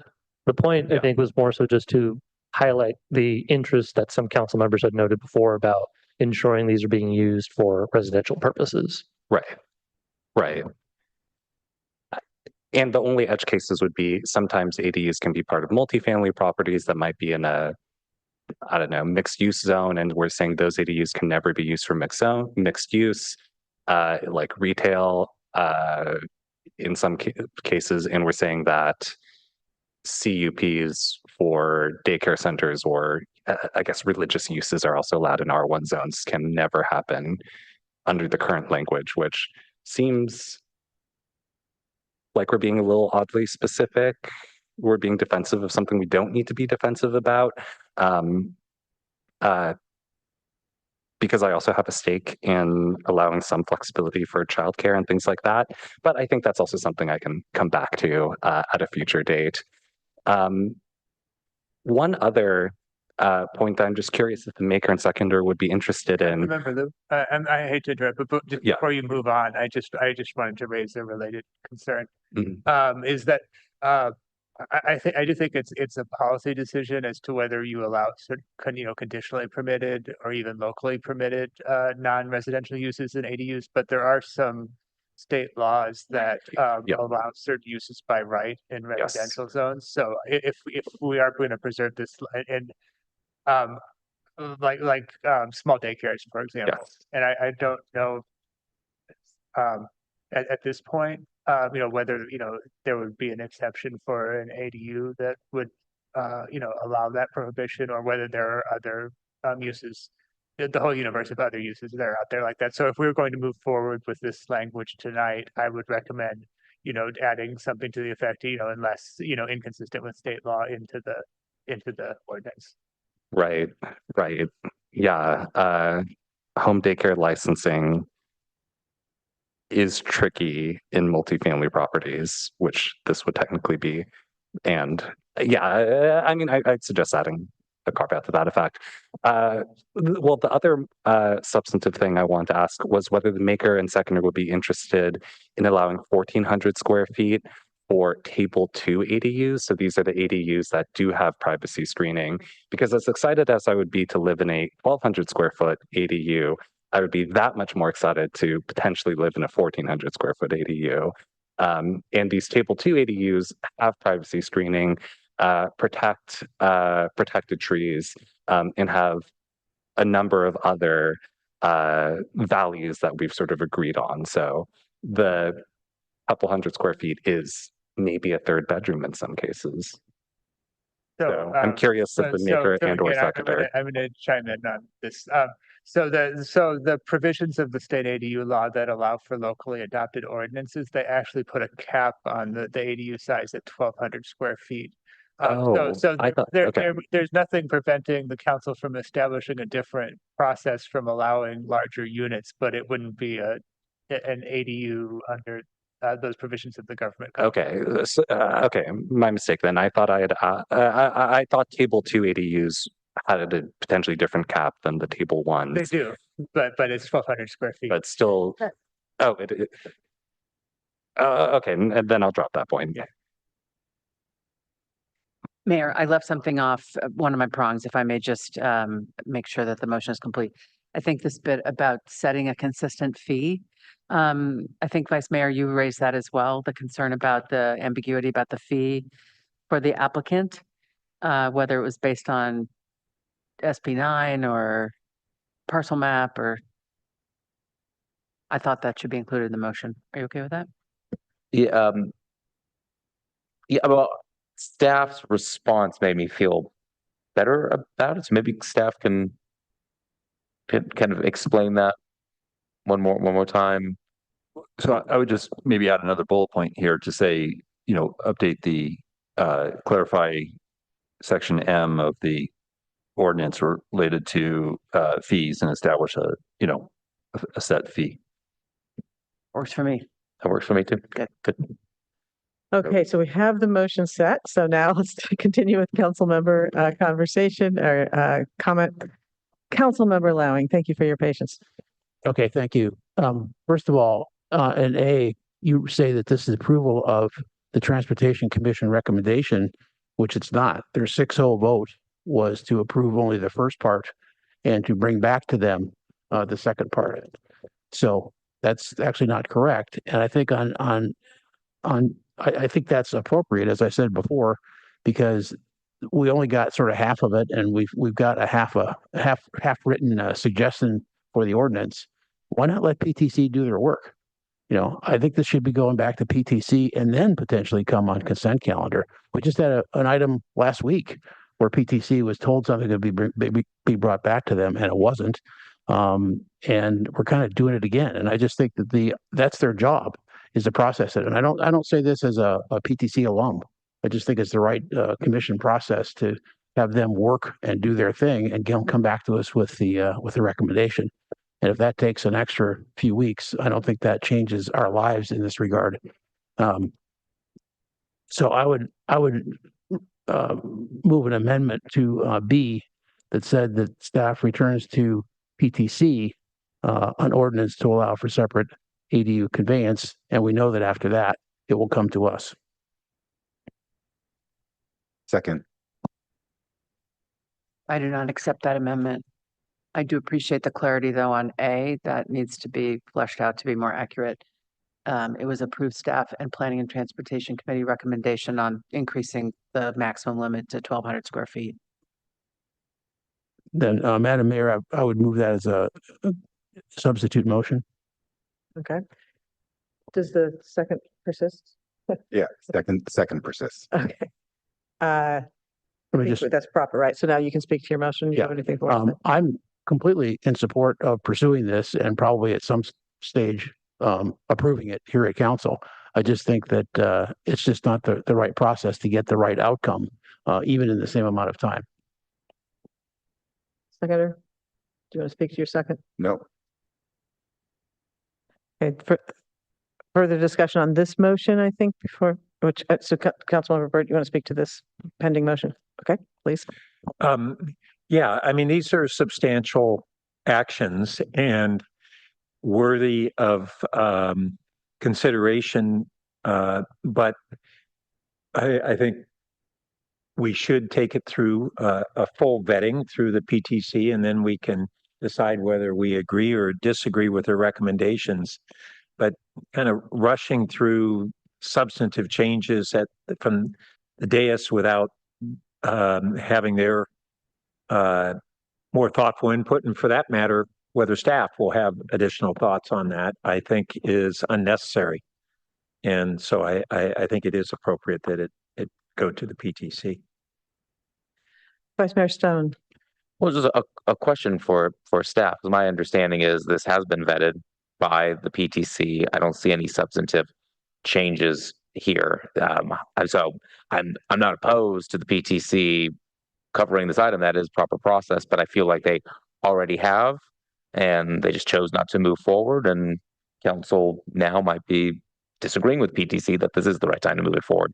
So can you confirm to maybe to what extent did the PTC really dive into this, or is this more of a, yeah, not right now, we're going to focus on other things and we'll deal with it later? I'll say they didn't have as much of it doesn't as I recall it, it wasn't as spirited of a conversation as you all are having tonight. But to that extent, there was discussion about some of these policies. Maybe not as much detail discussion on that. So with the perspective now the council is suggesting this actually be adopted, that might change the perspective of how this conversation goes forward. I think there were certainly some concerns as raised by a number of council members about the interplay, the personal relationships between these future tenants, which the city is sort of involved in just to the extent that maybe some things like Project Sentinel or mediation are sort of valuable there. But part of that's less under our control through that HOA process. Okay. That's helpful. Thanks. Councilmember Lefebvre. Thank you. Just in response to this second motion, I agree with the vice mayor that the PTC did look at this and the PTC decided they were not in favor of it. And I value their advice. I happen to disagree with it.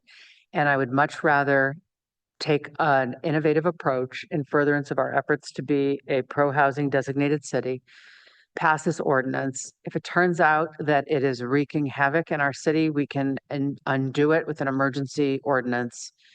And so that is available to us. We can undo a decision if we've made a bad one. I don't think that this will turn out to be that, but I'd rather take the bolder approach on this rather than send it back to PTC, who's already said they're not super interested in it, ask them to study something they're not very interested in, which I think is going to take another year to come back to us.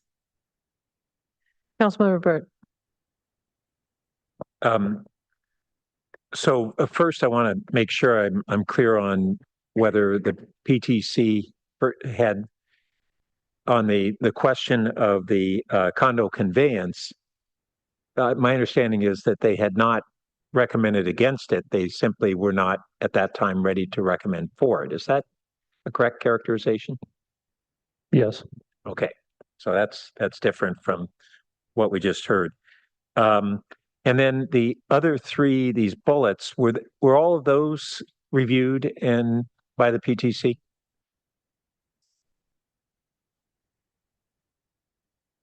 The first bullet under B was not something they contemplated removing. The second one that was a part of the staff report as well, for them to consider. They didn't speak to the third bullet point. And so the second one, they tell me again. The second, they contemplated and considered it as a part of what might be this theoretical future ordinance at one point in time. But they didn't give strong decisions or recommendations on that must be something that goes forward. Okay. And then because this would have other implications, I realize I want to make sure I understand. First, on parking requirements with these additional ADUs, can you refresh us on what parking requirements exist or do not exist? For ADUs and JDUs, there are no parking requirements. Okay, so we can have multiple ADUs now with no parking requirements. And then if we wanted to incentivize table 2, would it be worth considering we have the 1,200 square foot under table 2 and a 1,000 square foot limit under 1, and then we've incentivized people to go to table 2. Is there merit to that? I would think more of table 1 as the explicit allowances under state law that we really can't touch. So in a lot of ways, table 1 is immovable in that respect.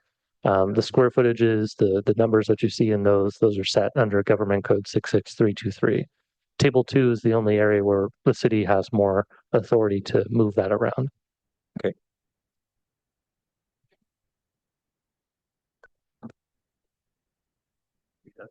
No, I'm just wanting to see where they had. The director was just trying to get some clarification on the square footages. For conversions, there are no maximum size limits for new construction detached ADUs. It's 800 under table 1. Okay. And then we have no minimum parcel sizes, right? Correct. And was there discussion at PTC about whether minimum parcel sizes should apply if we're having up to 1,600 feet of additional square footage in 2 units? No. Okay, and then I would say that's another reason why I would really want to see this be reviewed and really fleshed out. These are really substantive changes. So I support the substitute motion for that range of reasons. Councilmember Lowing. Yes, thank you.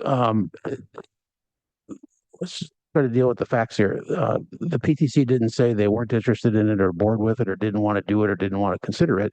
They acted on the thing that had some urgency, which is the first part. And that's what we were substantially going to be looking at tonight, according to the staff report.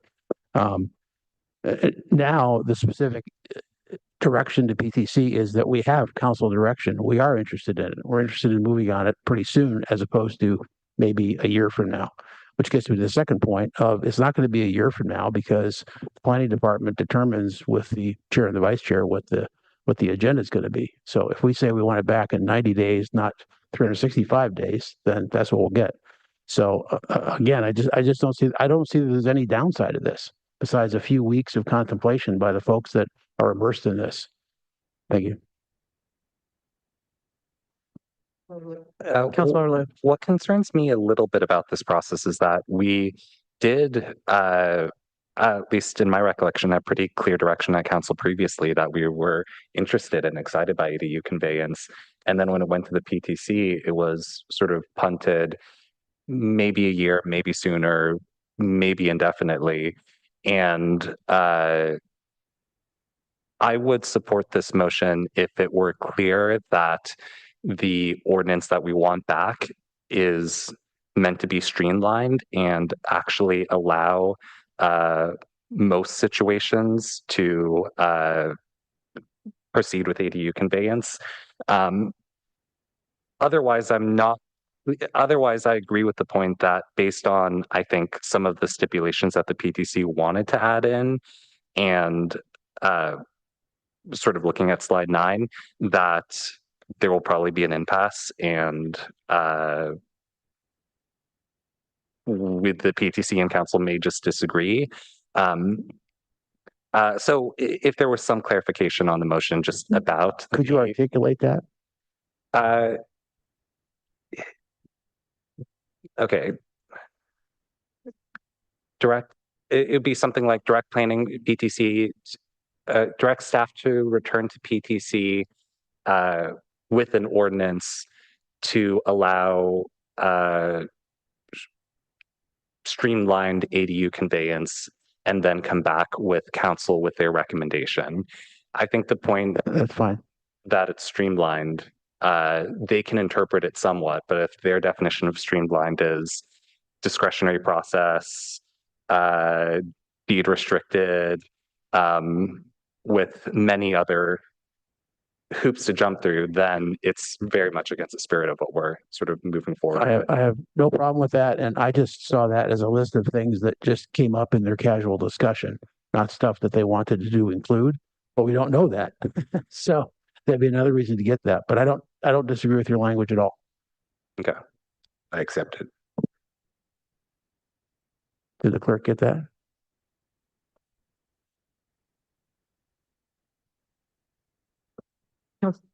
No, I don't.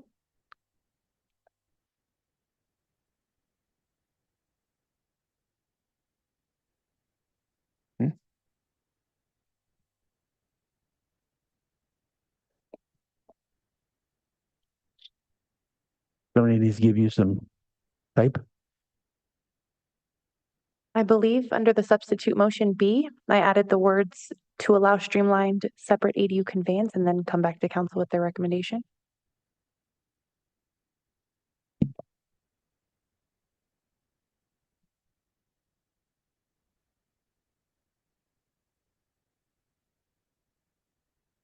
Councilmember Liu, I think part of what you were getting at was more about a timeline. Well, I think actually it would be both about a timeline and the point that maybe. So if there's a suggested timeline, then that could be something put into Sure. the motion. I think the substantive point is also that I think the original motion with Councilmember Lithcott Hames and the Vice Mayor is basically what I'd want to approve. And if there are small refinements about okay, maybe require units to be used for residential purposes with exceptions by state law. If they're like little language improvements, then I'd be okay with that. But I think if we're trying to come back with a brand new version of attachment C, I would not be okay with that. So I think if it's clear to our colleagues and to the planning commission that they don't have that much leeway in terms of adding a bunch of requirements, Yeah, let's just. then I could. I'm totally down with that. Let's just get the word in there. You wanted streamlined. I don't see that in there. Is that in there? Yeah, it's there. Yeah. So I think the question is, Councilmember Liu, is given your point, we're talking about the substitute motion now. Are you satisfied with that language? And then come back to council with a recommendation before the end of the year, let's say.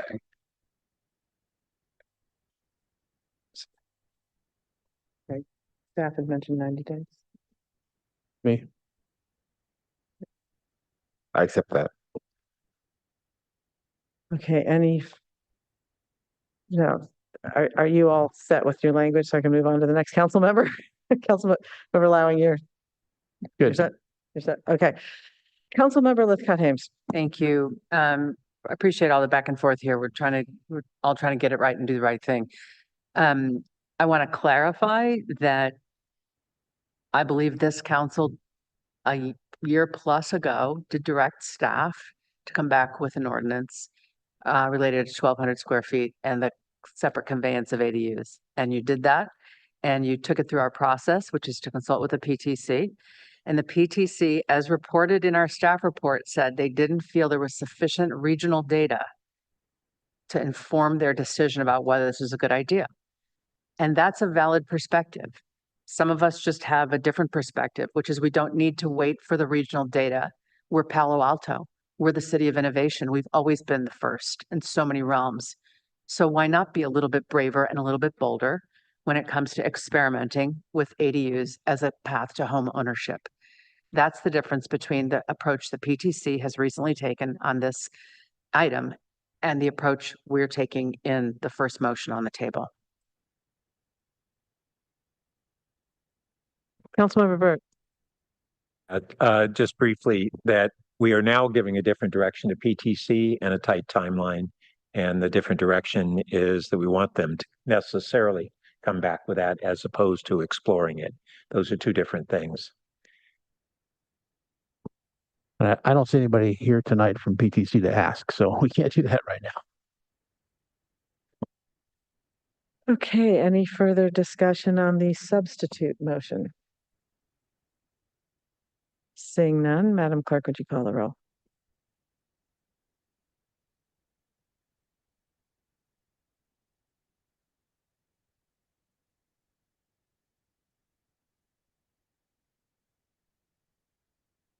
Taking the vote on the substitute motion, which would replace the original motion. Councilmember Lowing. Yes. Councilmember Liu. Yes. Councilmember Burt. Yes. Councilmember Rechtel. Yes. Vice Mayor Stone. No. Mayor Vinker. No. Councilmember Lithcott Hames. No. Motion carries 4-3. Okay, so are we done? I think we're done. I want to thank obviously staff for hanging in there with us, but council for what was a robust discussion. And I kind of just let it roll a little bit because everybody was, behaving and responsive and tight. And so anyway, I appreciate the discussion. I think we're done with this item. So thank you all. And we will move on to our last action item. It's 10 o'clock. I would say we should go for it unless people have objections. I'm happy to listen to them. Push on. Okay, we've got to vote for push on and no one else. So let's go to the next action item.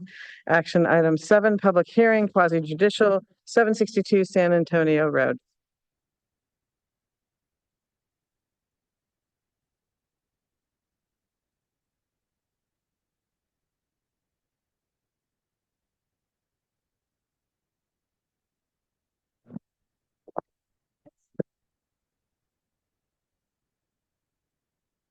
Good evening, Mayor and City Council. Going to ask Associate Planner Christina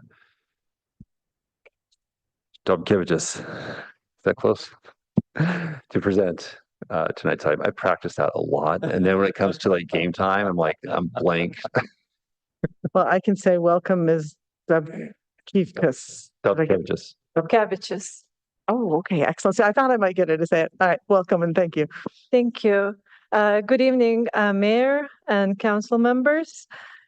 I'm here today to present a major architectural review project at 762 San Antonio Road.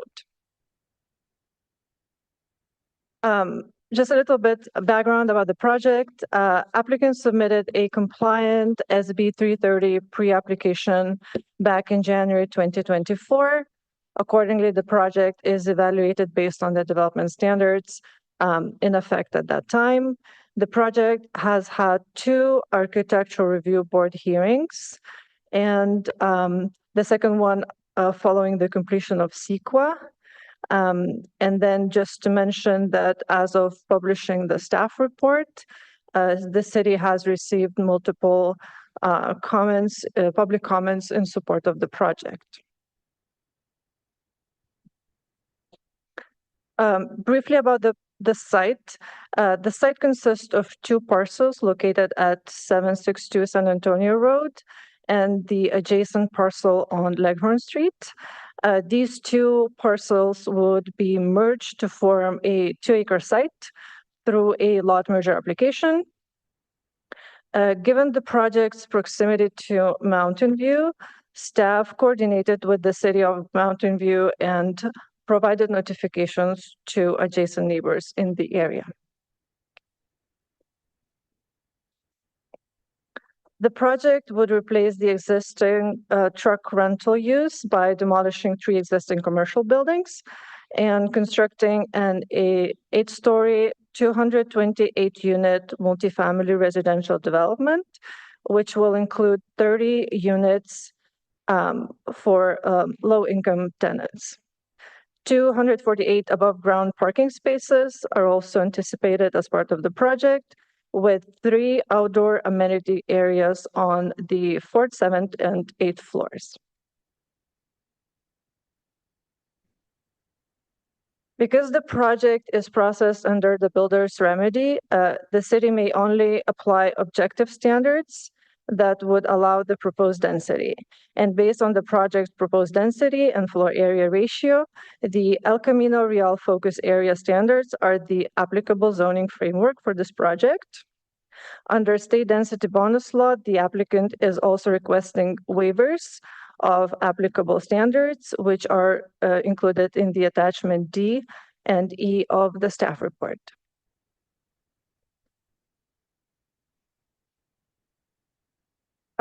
The project includes 3 levels of above-grade parking, so total of 284 spaces. Parking is accessed from both San Antonio and Leghorn Street. Project also includes 228 long-term bicycle parking spaces that are located on the ground floor. Next one, thank you. Following the ARB recommendation, the applicant presented a revised plans for the city council review tonight. The key changes to the architectural design included enhanced transparency, use activation along San Antonio Road, additional vertical breaks, upper level step backs, and refined material and color scheme. City prepared an addendum to the previously certified environmental impact report, and the project remains within the scope of the analyzed impacts, and all applicable mitigation measures continue to apply. As of publishing the staff report, the applicant has requested additional changes and revisions to the record of land use action. The staff is recommending only the revisions that are highlighted in blue on this slide. And so just to kind of briefly describe the proposed changes that the staff is recommending, for the waiver number 2, staff supports changing the point where the upper floor step back of 6 feet should begin from 65 feet rather than 55 feet. And for the condition of approval number 99, we added additional language in blue clarifying fire department fire flow requirements, as well as the developer's fair share responsibility for the utility upgrades. Accordingly, staff recommends that the City Council tonight considers the addendum to previously certified environmental impact report and also recommend approval of the proposed project subject to conditions of approval in the record of land use action. Thank you. All right, thank you. And now I expect we have a presentation from the applicant. Welcome. When you get settled, I believe you have 10 minutes. Is that right? I was going to do them after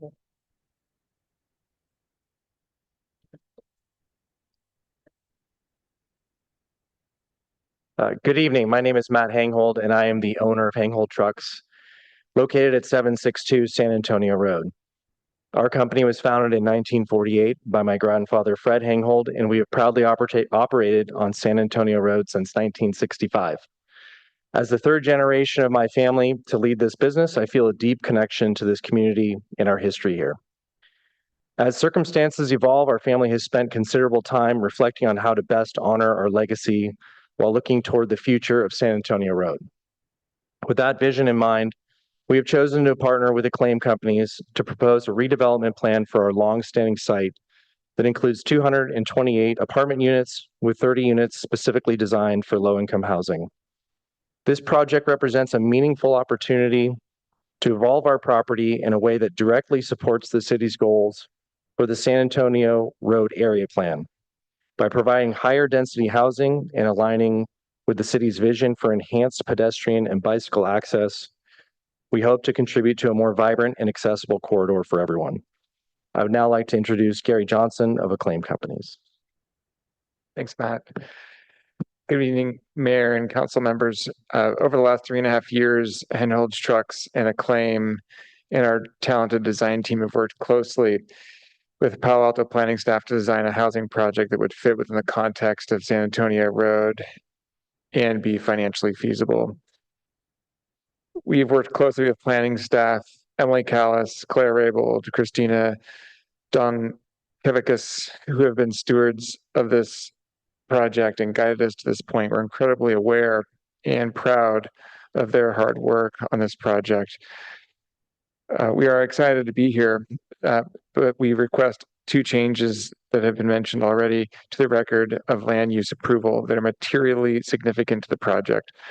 First, condition 99 should be revised to ensure that the condition is in keeping with the limits of the city's police power and treat this project similarly to other projects. We recognize that limiting utility line upgrades is not always feasible. However, different language was recently approved for the Builder's Remedy projects at 3606 El Camino Real and 3781 El Camino Real. Our requested edits match closely those conditions. We also understand that we may be asked to contribute to limited upsizing beyond the capacity that's needed for our project. We ask that such work be limited to the boundaries of our project site and immediately anticipated developments nearby. And the second item that I wanted to mention is that if this project is approved, there is a 2-year entitlement expiration, and that 2-year expiration is much too short.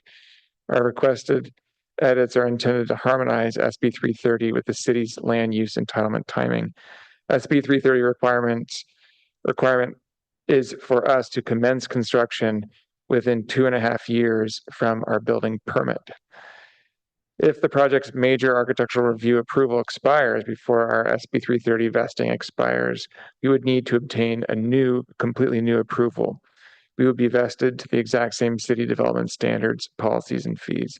This is hugely important for the project financing, as it often takes 2 years to design the construction drawings and then another year to obtain financing for a project of this size, and especially in this challenging environment. I'll now hand the time over to Chris Lee, our project architect. Thank you. Honored council member and mayor, my name is Chris Lee, studio T-Sphere architect. I'll walk through the design really quickly. The final design is after 2 rounds of ARB meeting. We took a lot of valuable advice from ARB member and significantly changed our design to be the final plan we present here. As you can see, the project was located in the center of the Centennial area plan, which is about a half mile to the Highway 101 to the north and about 3/4 mile to the Centennial station. And it not only served the purpose of provide much needed housing, but also connecting the existing hotel and the future development to form a new image of the Centennial corridor to be more bike and pedestrian friendly, walkable corridor that we envision this area to be. Next, please.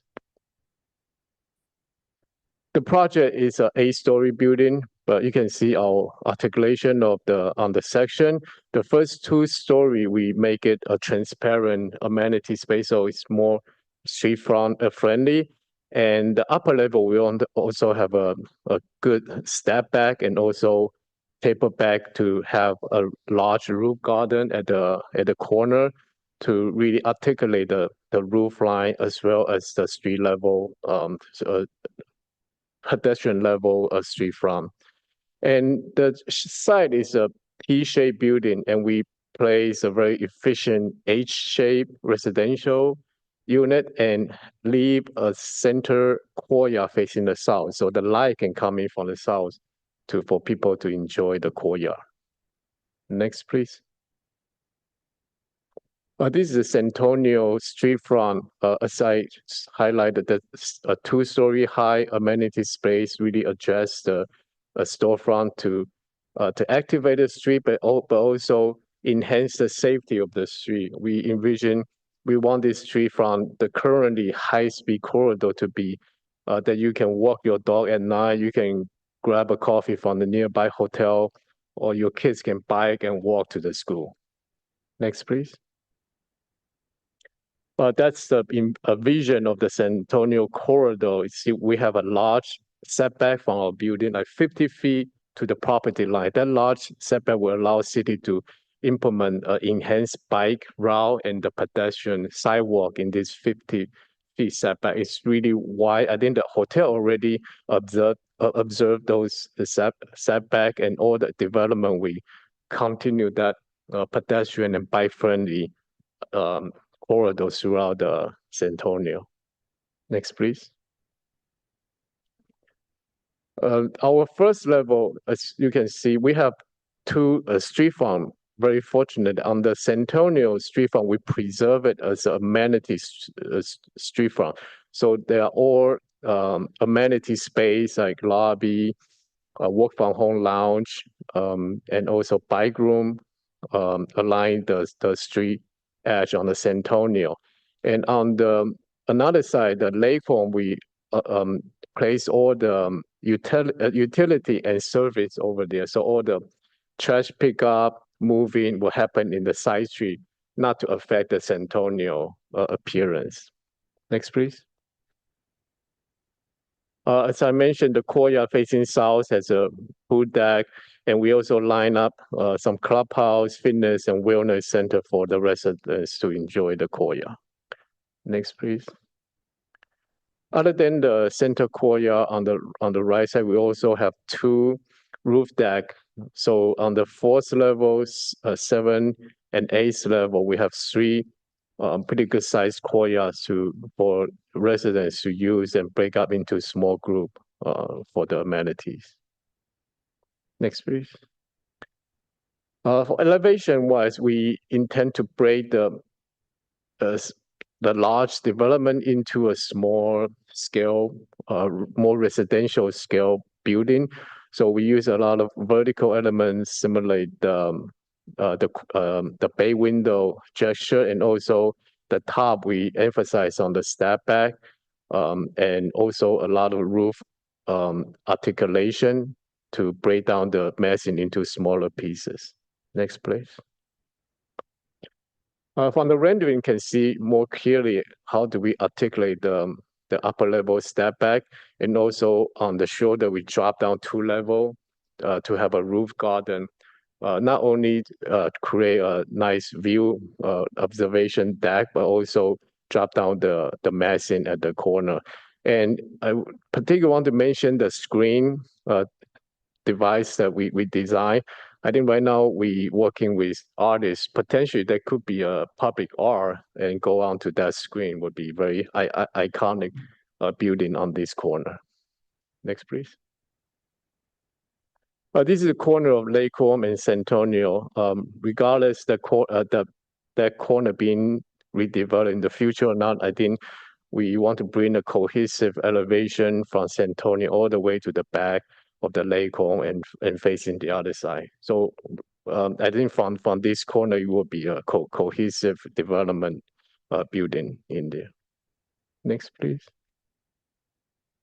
Material-wise, we want to use substantial but warm and welcoming material. We have a stone texture at the ground level, has some wood-like material at the upper level, at different shapes to accentuate the. So we've hit your time limit. Why don't you just wrap up in a sentence or so? Yeah, this is the last slide, and I appreciate your comment. Thank you. Yeah. All right. Thank you very much. All right. So since this is a public hearing on a quasi-judicial matter, I'm going to ask my colleagues if they have any disclosures to make with respect to this item. Councilmember Lithcott-Hames. I can disclose that I've had phone or Zoom conversations with the applicant, as I have with every builder's remedy applicant, and I did not learn anything that I have in those conversations that I haven't learned in this presentation. Okay, any others? All right, seeing none, we can move on with our discussion. Are there any, do my colleagues have any clarifying questions at this point before we move to public comment? Councilmember Burt.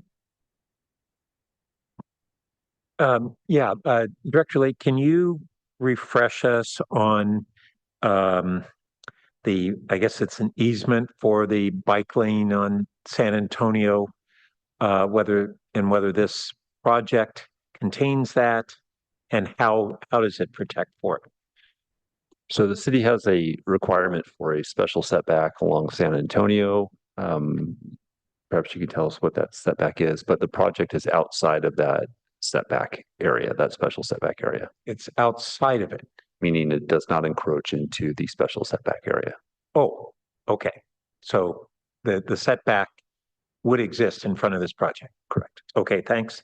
And then can you remind us on when I'm looking at this proposal on the step back of the upper floors at 3150 El Camino, at what height and what amount of step back did we have there?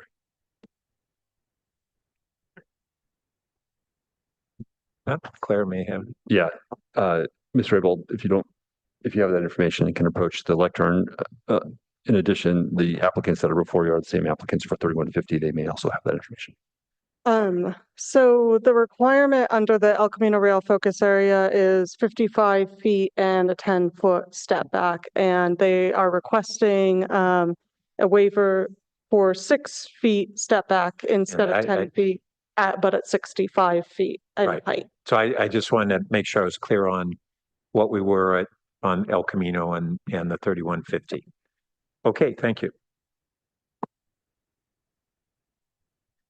Others?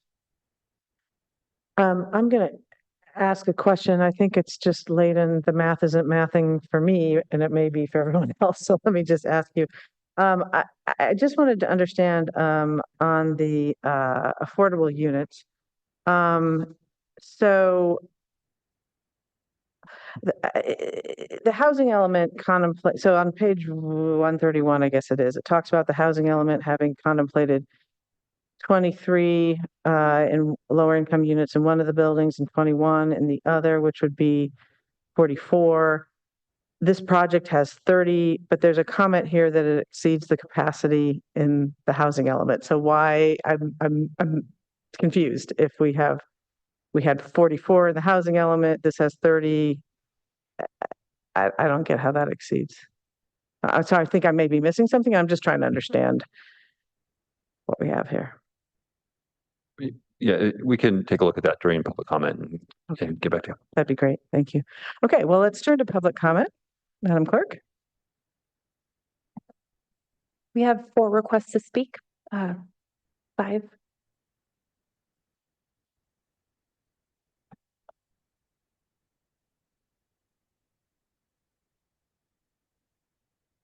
Our first speaker is Henry E.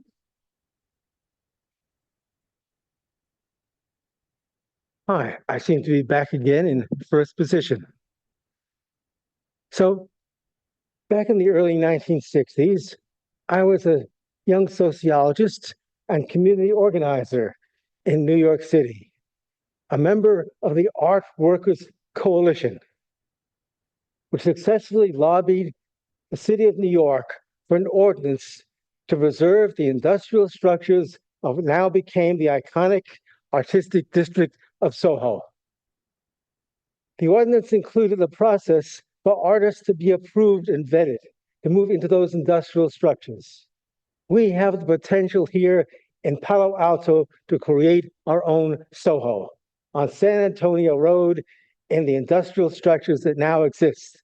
They must be preserved.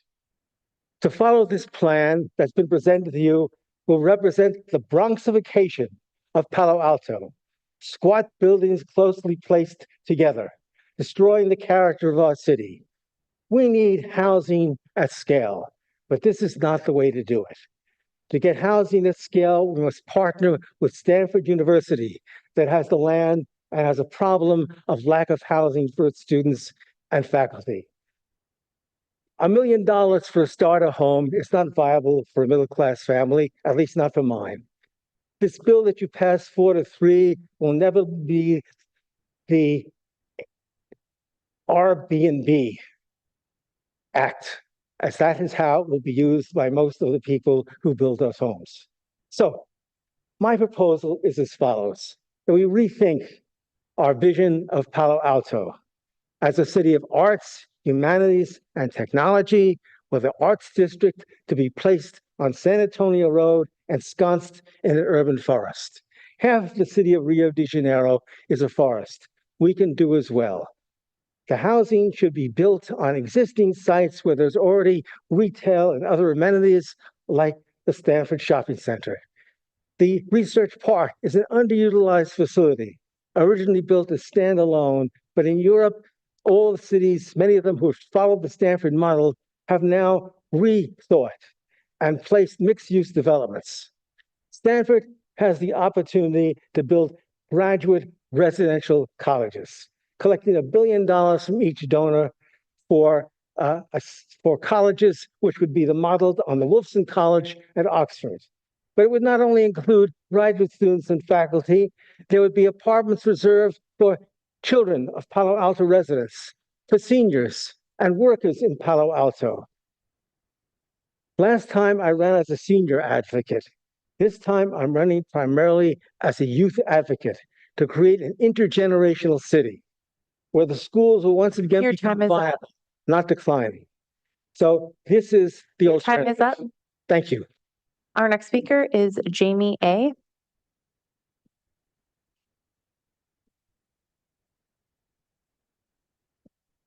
Good evening, Honorable Mayor and members of the council.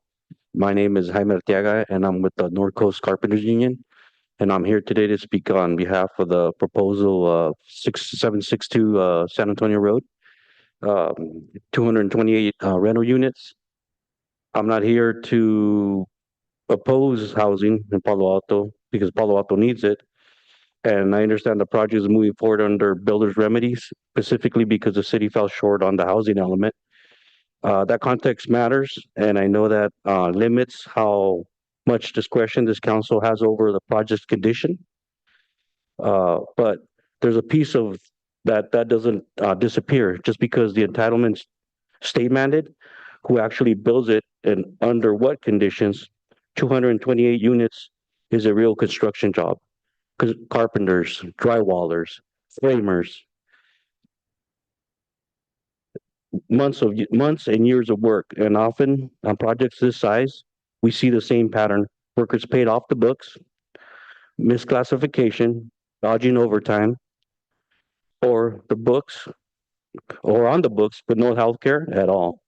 One injury away from medical debt. I'd ask the council to do three things tonight. First, encourage the applicant to commit to a responsible contractor, one who pays livable wages, provides healthcare coverage to the people on the job site. That conversation the council can have, even where its formal condition powers is limited. Second, importantly, for the long run, use this hearing as a prompt to bring a citywide labor standards policy back to this body, one that applies to the discretionary approvals so fully within your control. So we are not here relying on ad hoc, discretionary, or requests like this one on this project. The workers who build 762 San Antonio Road and every project like it are the same workers priced out of living anywhere near it. That's worth this council's attention tonight and beyond. Third, look at this job site if your own children or your constituents will be working on it. Ask yourself tonight, what would you want for them? I reached out to the developer about this project today, and I got an immediate response from him. So I want to thank Gary Johnson for that. We're going to have a conversation in the month coming up. So I do thank him for that, for responding. Usually developers are hard to reach and get a response from him, but he immediately responded. So thank you, Gary. And thank you, council members. Our next speaker is Joan L.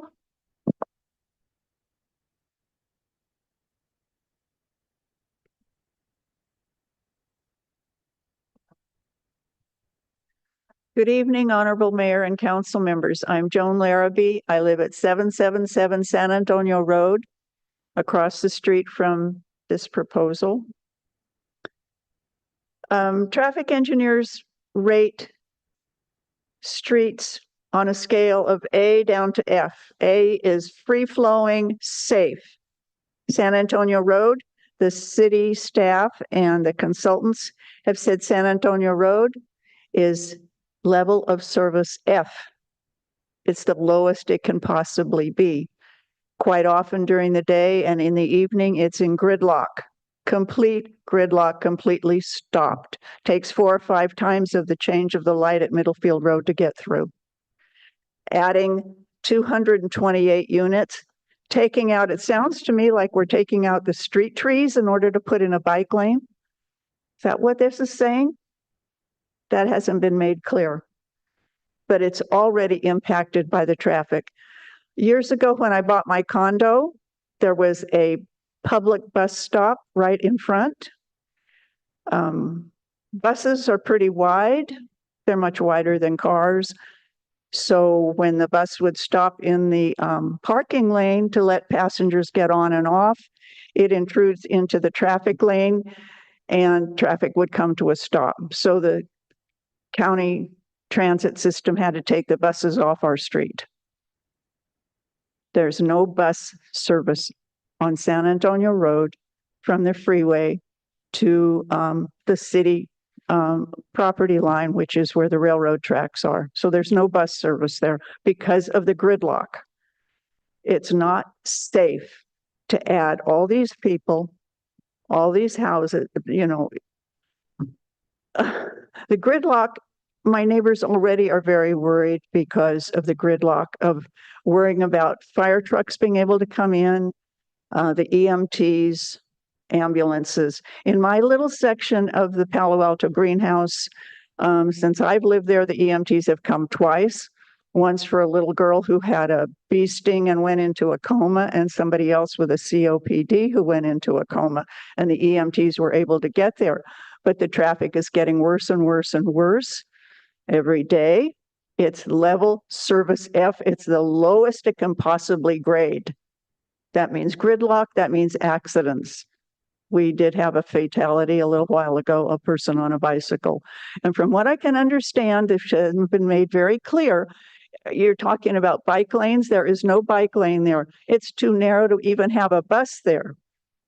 So what is this business about bike lanes? Are you taking off our street trees and taking the grass? Is this what you're talking about? This has not been made very clear to me.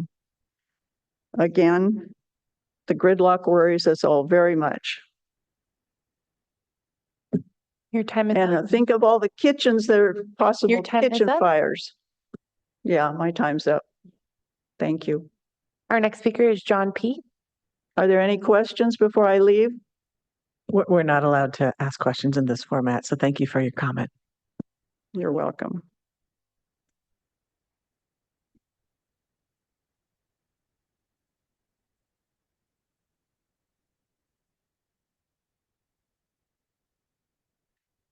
Good evening, Mayor and council members. My name is John Petrilla. I live in the greenhouse as well. I'm here just to mention two of the concerns. One, I might as well get to the safe bike lanes. It's one thing to, I know I have yet to see a proposal for putting safe bike lanes on San Antonio Road.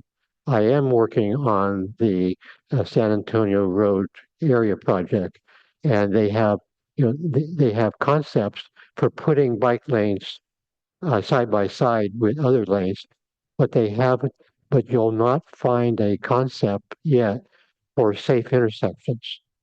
And you might not be surprised to find out that most car bike accidents occur at intersections, not in where the lanes are just running parallel without much distraction. There are between Santa from Charleston, Leghorn, and Middlefield. Those are the three street intersections there. But on the south side of San Antonio Road, there are 11 curb cuts or driveways. Each of those, as far as a bike is concerned, driving down a lane, they're very susceptible to cars making right-hand turns right over because they don't see the biker.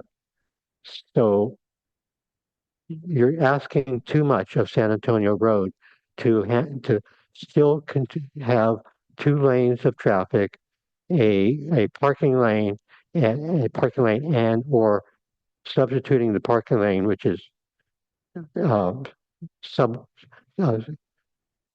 the width of a driving lane. You're asking too much for San Antonio Road. One possible solution to consider is moving the bike lanes off of San Antonio Road to a more benign street like Montrose, which runs parallel to San Antonio Road between Middlefield and Charleston. The other issue that I would want to speak of is there's no in the mini packet for this meeting, there is no mention of using recycled water. This is a missed opportunity since Palo Alto has an abundance of recycled water, and recycled water would be a significantly lower cost to the user than the potable city water. And, since the construction sector. Your time is up. Going to go on, it's going to rip out all the landscaping on the south side Your and time put is in up. new landscaping, the perfect opportunity to require new landscaping to use recycled water. It's everybody's benefit. It'll be a operating cost covering a capital improvement. Thank you for your time and patience. Our next speaker is Penny E.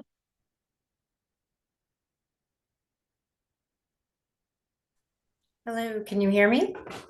Yes. Thank you. I'm Penny Elson, and I'm a member of Payback, but I am not speaking for them this evening. I'm speaking as an individual. My first question is, I hope council will ask staff at what Payback meeting was this project, the bicycle pedestrian components of this project reviewed for comment, and where are those comments in the packet this evening? Because I couldn't find them. And I did miss one Payback meeting this summer. It's possible that I missed that item. And then with regard to the pedestrian bicycle shared walkways, I see that the applicant is requesting a waiver on this facility for a 10-foot rather than a 12-foot width, which is allowed in some instances. However, NACDO recommendations put a 10-foot width for really low volume traffic. And given the density that we're anticipating in this area, I think that 12-foot would be more appropriate. And so I think it's important for Payback to take a look at this, and I think it's important to have pretty significant conversation about what is appropriate here. And then also, I want to follow up with several council members. In fact, I've asked at previous meetings about this, whether or not the bike lanes are going to be in place before occupancy permits are issued for this project, and frankly, any other project on San Antonio Road, because I think that taking road space to create bike lanes is going to be very difficult after people have moved in with the expectation that they're going to be able to use that on-street parking that exists today. So anyway, I would love to hear that question answered. Will the bike lanes be in place before occupancy permits are issued? And then finally, once again, here we are at 10:30 at night for a South Palo Alto San Antonio area plan project. Could we please do South Palo Alto the courtesy of having at least one of these meetings before 8 o'clock? Thank you. And that concludes public comment on action item 7. All right. Well, thank you to our public commenters. Bring it back to the dais for questions, comments. Councilmember Lowing, you look like you're approaching the, you didn't turn your light on, but. I'm warming up. Excellent. Well, go ahead. Yeah, a couple of items for the applicant first. First of all, I want to thank you for being so receptive to the ARB input. We like ARB. We think it's constructive, and we're glad that you did it as well. It's not there to overrule architects, just to help out. So I thought that was terrific.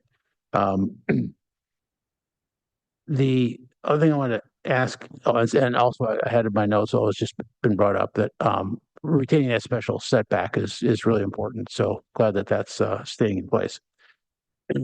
The issue addressed to Mr. Enghold, you talked about your kind of, I'll call it your legacy that you're going to leave on San Antonio. I just wanted to note that the last acclaim project on El Camino Real at 3150 was 20% affordable housing units. And this is obviously substantially below that. So I would just put out there for you, that's another way you can leave your legacy out here on the street, is by having more affordable housing units with some sort of reconfiguration, and net per year. That's a little bit less revenue, but it's helping folks who really need to live here, particularly lower income and ethnic diversity. To staff, I had a couple questions. there were two items that were mentioned tonight, and we got a letter up about it earlier this afternoon. Those two requests, are you behind those? Are you supporting those? Yeah, yes, we've looked at those. Staff has been in conversation with the applicant regarding condition 99. And that's why we have the revised language that was proposed. We believe the language that we've included in our slide presentation is appropriate. It's consistent with the concepts for the El Camino Real projects that were referenced by the applicant team. We think it also preserves the city's rights that would require these kinds of infrastructure improvements for this type of development. So the city staff stands by the condition presented in the slide deck presentation. With respect to the other comment on section 5 dealing with the entitlement timelines, the total entitlement timeline is 2 years plus 1 year extension. That's 3 years. They're noting it might take 2.5 years. So we believe that's covered. The language that we have there is consistent with what we've approved with other projects. We also think that no change is necessary on that. That said, that's a policy decision for the council on this project. If you want to allow for additional time, you could do that. It seems like there's more time than the 2.5 years required. That's what you're saying, correct? The way it's written, they get 2 years off the bat and then a 1 year extension. And the only reason that the odd extension will not be granted is if there was typically the reason why that wouldn't be granted is if there was some change in policy. But again, as a builder's remedy project, I think this was, an extension would be anticipated. Yeah. Okay. And then would you also comment on the waiver for the 12-foot sidewalk? Yeah, this is just a standard. This is a objective condition that's in our municipal code that requires a certain width of a path between the bike room and the sidewalk or street area. They're coming in 2 feet less than that requirement. Under the state density bonus law, they're allowed to make requests such as these, and so that's what they've done, and we believe it's consistent. The request is consistent with the statutory requirements. Okay, thank you. That's all. Councilmember Burt. Thank you. So first, I want to address something that's probably not directly related to the project, but related to the development on San Antonio, and that was what a member of the public mentioned on whether lack of bus pullout space is in fact constraining VTA from having additional bus stops in this area. I've been pushing the last several years for VTA to look at expanding that, and if the regional transit measure passes, that may be a possibility. But is that an issue that staff is aware of? Sorry, Councilmember, I don't have any information on that. I thought it was a ridership issue. wasn't aware, but again, that's our colleagues in the Office of Transportation. This is something that we can follow up on. Yeah, that'd be great to get that because we have multiple developments here and we're looking at the bike lane, not an easement. What are we? Setback? Special setback? Yeah. But also we really need to contend with this if we going to have a lot more residents there, and if we don't, at least on the margins, have more active transportation and transit use, we're going to be in trouble. And then there was a reference to whether that special setback for biking was being requested to be reduced from 12 to 10 feet in front of this project. Did I understand that correctly? So this was I think, Councilmember Lowing's question. It's not a bike lane. This is a pathway between the bike room on the development and the public right of way. Okay. All right. Thank you. That's much better. And then lastly, I just want to say that the upper floor setbacks are really important from an urban design standpoint. We're going to be having 8-story buildings up against thoroughfares, and we don't have that throughout the city. And the really best urban design practices have a relationship between height and width of the street and the perceived tunnel effect of buildings. And this modest setback in the upper floors really mitigates the additional height to a great degree. It adds outdoor open space for those upper floors as well, so it's not a complete loss to the development. It's not the same value as built square footage, but I just want to say that that's one area that I am not inclined to support. I think it's really important for us to stick with particularly the 10-foot step back, and maybe would be willing to consider the 60-foot, 5-foot height if we retain the 10-foot step back. So I really encourage colleagues to look at that aspect. I think as we just haven't seen, and people don't visualize what the impact of these projects will be, but this modest measure can have a great deal of favorable impact to having community support for this kind of density. So please consider that. Thanks. Thank you. Other colleagues?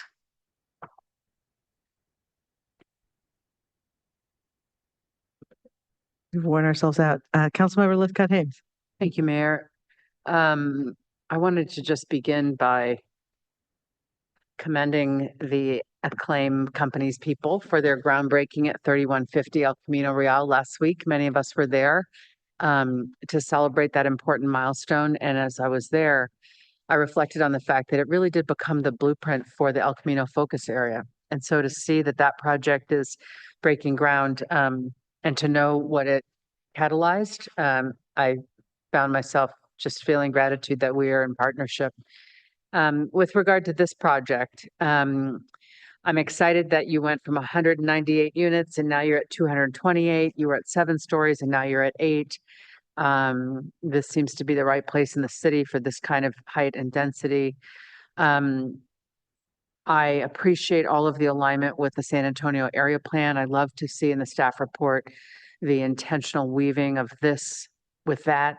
And it made me wonder about public art, actually, when you mentioned that the applicant intends to do art on site, whether the public art people, it's a little orthogonal to this conversation, but while I have you, does the San Antonio area project plan process entail ensuring that public art has the opportunity to envision art at scale rather than one-off approaches to each project as they come?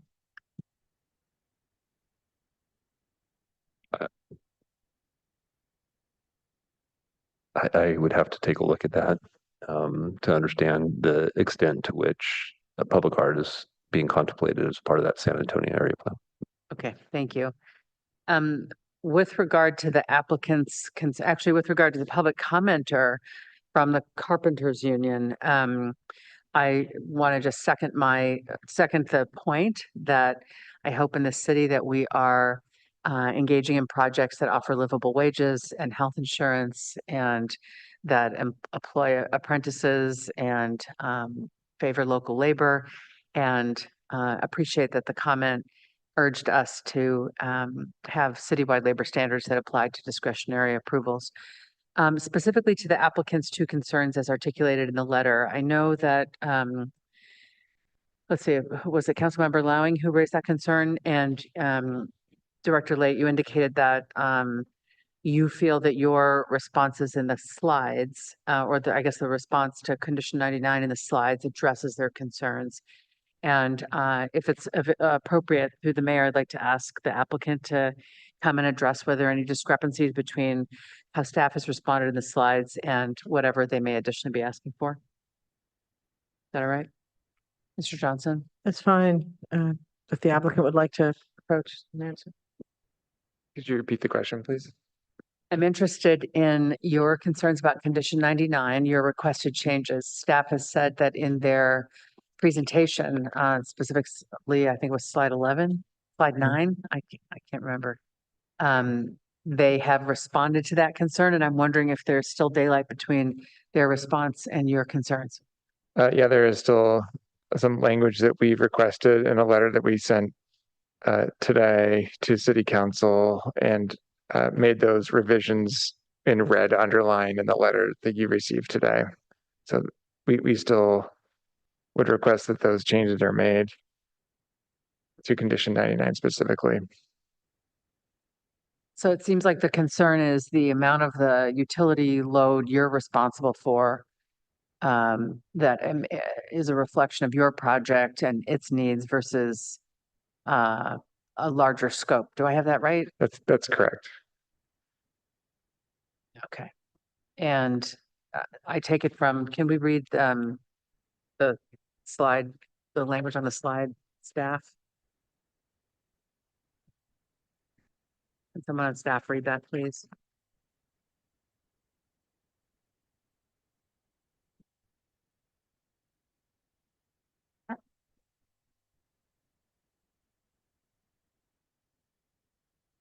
Okay, I'll read it.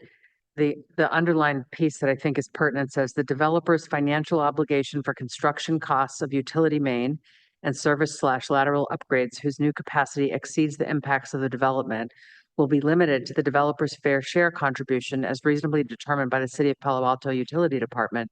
Specifically, the developer shall not be responsible for any marginal increase in cost associated with excess capacity requested by the city.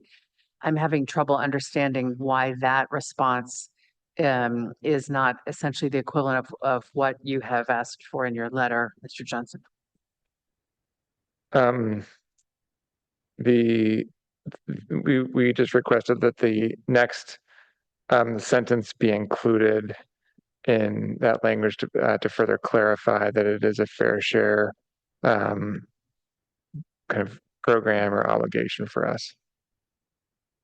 It's specifically the developer should not be responsible for any marginal increase in the cost associated with the limited and reasonable amount of excess capacity requested by the city, with construction limited to within and adjacent to the project site to the greatest extent feasible. And that language is in line with two other recently approved builder's remedy projects from the city of Palo Alto, in the city of Palo Alto. Okay, thank you for explaining that. I'm hoping that we can all get on the same page about this stuff. Okay. And then the vesting issue, the 3 years, we've indicated it's 2 years for, it's a standard 2-year with a 1-year extension. Does that seem to meet the concerns that you were addressing? Yeah, it's still very much a concern. And for this reason, at 3150, we took risk by moving forward with DDs, design drawings and construction drawings prior to entitlement. We were very confident that entitlement would occur. On most projects, and such as this one, all we have are schematic drawings now. And so it can take as long as 2 years to get through DD and CD, not to mention to pulling permits. And then you add on another year, which it took us a year for 3150 to raise the equity and the debt to execute on that project. So that's 3 years right there. So you're already into your 1-year extension. So it's a process, extended process to get these DDs and CDs done within the time frame that is outlined here. Thank you for that. Appreciate your response. Does staff have any response to that? I'm not accustomed to hearing these kinds of concerns, but I haven't been at this very long. Do we get to a point where a project expires even when we know that somebody's working diligently toward that next step? What might happen if the year extension expires? Is there recourse beyond that? It's happened once before with another project, I think on San Antonio, and we came back before the city council to extend the time frame. Great. Thank you very much. That's it for me. Councilmember Lou. Thank you. I was going to echo Councilmember Lithcott-Hames's questions and comments. Have we ever in the conditions of approval actually extended, I guess, the 2-year window? I just want to be but I just want to see if there's any precedent for something like that. I'm not recalling any precedent for going beyond 2 years. I'll note within the last maybe 6 years, we extended it from a consistent 1-year permit to a 2-year entitlement. But we've not gone beyond 2 years as a standard condition or on an exceptional case that I'm aware of. Okay. I think just in the interest of having our San Antonio plan succeed and having high quality housing be built, I would be open to that second term of approval to be extended to 2.5 years. And in general, I'd be interested in maybe expanding that if for sufficiently complicated buildings, engineering, financing typically does take more than 2 years. I think having terms in code that doesn't make sense doesn't make sense. Councilmember Rectal. Yeah, first, thank you for satisfying that setback. I think that's a really good design decision. For the applicant, I have a question about the bike parking. We have 341 bedrooms and only 228 bicycle parking. And this is going to be a great spot. And you're a mile from Google. So anyone who's living here working at Google probably will bike as opposed to having to fight traffic to get to Google. You're less than a mile from the train station. So have you looked at the demand and tried to figure out, is this one bike per apartment the right number?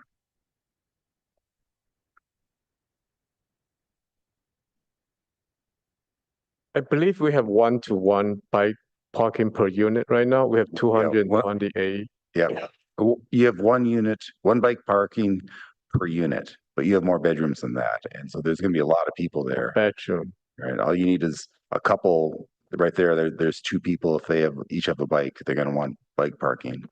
And so I could see this being, you having a shortage, because especially right now, e-bikes are in the infancy. They're going to become routine.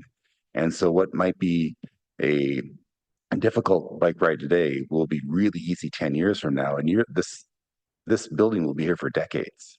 And I'm afraid that down the road, we're going to wish that we had more bike parking. So anyway, I would encourage you to look at the demand and look at not only demand today, but demand going forward and what predictions are. Right. We have a secure bike parking for 228, but in the past, we usually have the bike rack in front of the parking. For example, on the wall, they can hang a bike. Not as expensive as the bike. They will put into a secure rack. We can always create that kind of bike rack somewhere else if the market demand. Yeah, I just know when I was in the apartment, our bike room was packed, and any more room that you can put in there, I suspect will be used. So, okay, but I would appreciate if you could just take a second look at that. Garbage pickup. How is the garbage pickup going to work? You have a staging area there along the Lakehorn. Yes, we have a staging area on the Lakehorn. Only at the trash pickup day, the hauler will come into to the staging area and haul that bin to the Lakehorn Street because it is actually Mountain View's jurisdiction. They don't allow stage on the street. Okay. So we stage inside our property, and on the trash day they haul it to the street and pick it up and roll it back. I think that we have the agreement with the hauler with that. Okay, so it'll actually be inside your building and they will come in and get it. Correct. Okay, yeah, that's inside very our good. property. Yeah, we've had problems before where all the trash cans and then trash bins block the bike lanes and block the sidewalk. So that's good. Very good. On slide 109 or page 109, it shows future solar panels. What are you putting them in when you build the building? And if not, why? Actually, Cow Green require a lot of solar panel. We couldn't identify right now because we first need to lay out all the heat pump on top of the roof and also the walkway to serve the mechanical equipment. So the rest of the area we can plan on the solar panel. So right now we cannot quantify the or the capacity of how much we can provide. So that's as much area we can provide, indicate on the plan. But all the wires will be ready, so you can just plug in the panels. You don't have to do. Yes, Okay, yeah. that's We're, very good. we're satisfied very stringent Cow Green requirement. Okay, and so I have some questions about the facilities inside. You have this technology and entertainment room. Is that a TV room? What does that mean? The technology advances every day. When we first started, we think about it could be a multi-sport like golf and baseball, football, virtual game room. Who knows? We don't know. The future. Okay. Yeah, yeah. And what is the speakeasy? It's kind of a tuck away room for family or people to use as like small meeting room. Just give you a name. Yeah. Okay, and there's a mezzanine amenity. What is that? Well, it is an open second level area that overlook the ground level. So enter into the lobby, feel like there are two-story gray room, but it actually has second level, so they can have interaction, whether you have work from home or looking. I think people like to look at each other, look at people, like feel in the crowd, that kind of ambience. Okay, and these sky lounges that are on the 7th and 8th floor, is that just a room, or is there going to be some type of business there? It would be a small room because outside of sky lounge there's a roof deck.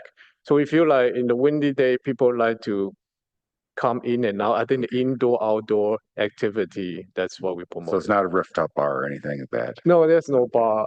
You could bring your own drink, but okay.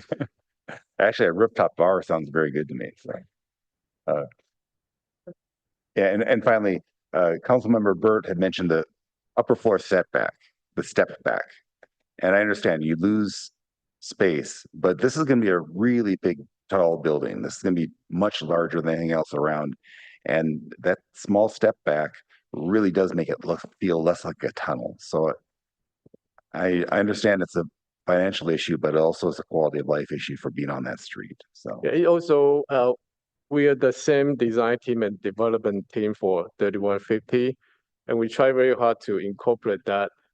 We think it's valuable in this because the T shape restriction.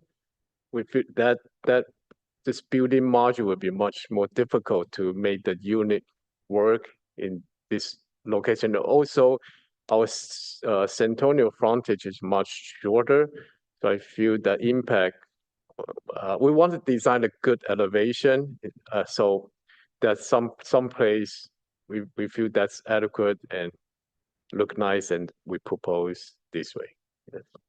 Wondering if I could add something to that. So we looked very hard at that setback, bringing it to 10. We just could not feasibly do it because the impact of the units themselves made them unmarketable. It made the units too thin, and we felt like it was just giving up too much, especially like Chris said, with that limited frontage on San Antonio. It's very important frontage, obviously, for our project and for the community.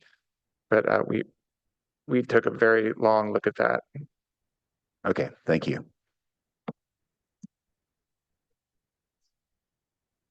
All right, I'll jump in here for a minute.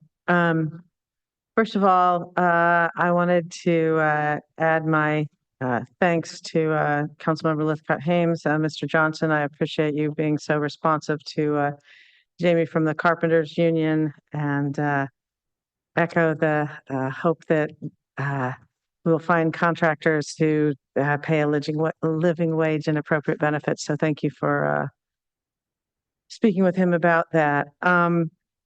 I wanted to see if staff had an answer to my question about the, whether we're up or down on affordable units relative to the housing element. We are down on the affordable units, but we're up on the total units combined on two sites. Right. Okay, so is that?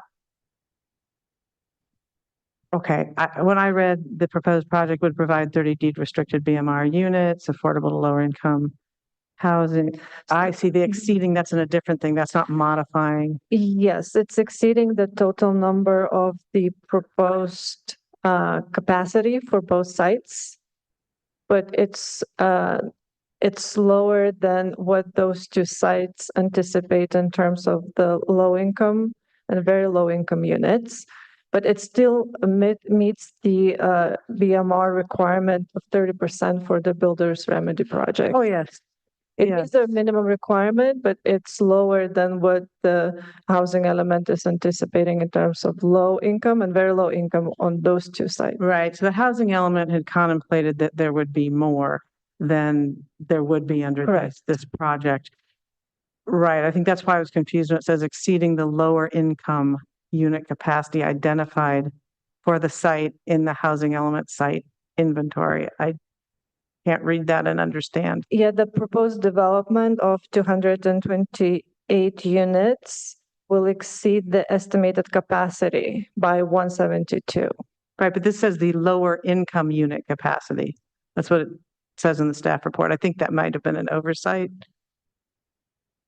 Exceeding the lower income unit capacity identified in the housing element. I think it's actually under it.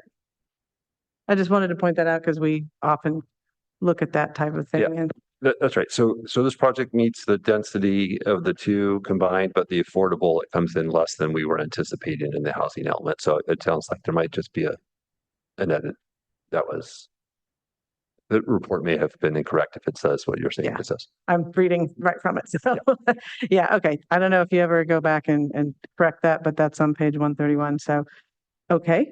Glad to see my math skills are holding up at 11 o'clock. And then we've had a lot of comments about bikes. Obviously, this council cares a lot about it. A couple of my colleagues have asked about it, but I wanted to see if staff could kind of put things together. As Councilmember Burt mentioned, the Arlua does have the condition of the special setback, which is great. But you know, we had a public commenter ask about safe bike lanes and safe intersections. So, and then we had another public commenter saying, will the bike lanes be in place before any occupancy? So could you just kind of talk to us about how this will unfold? Because it's going to take a while to get this financed and built, and how will the bike lanes sort of show up in relation to this project coming online? So there's no bike lanes proposed as a part of this development, right?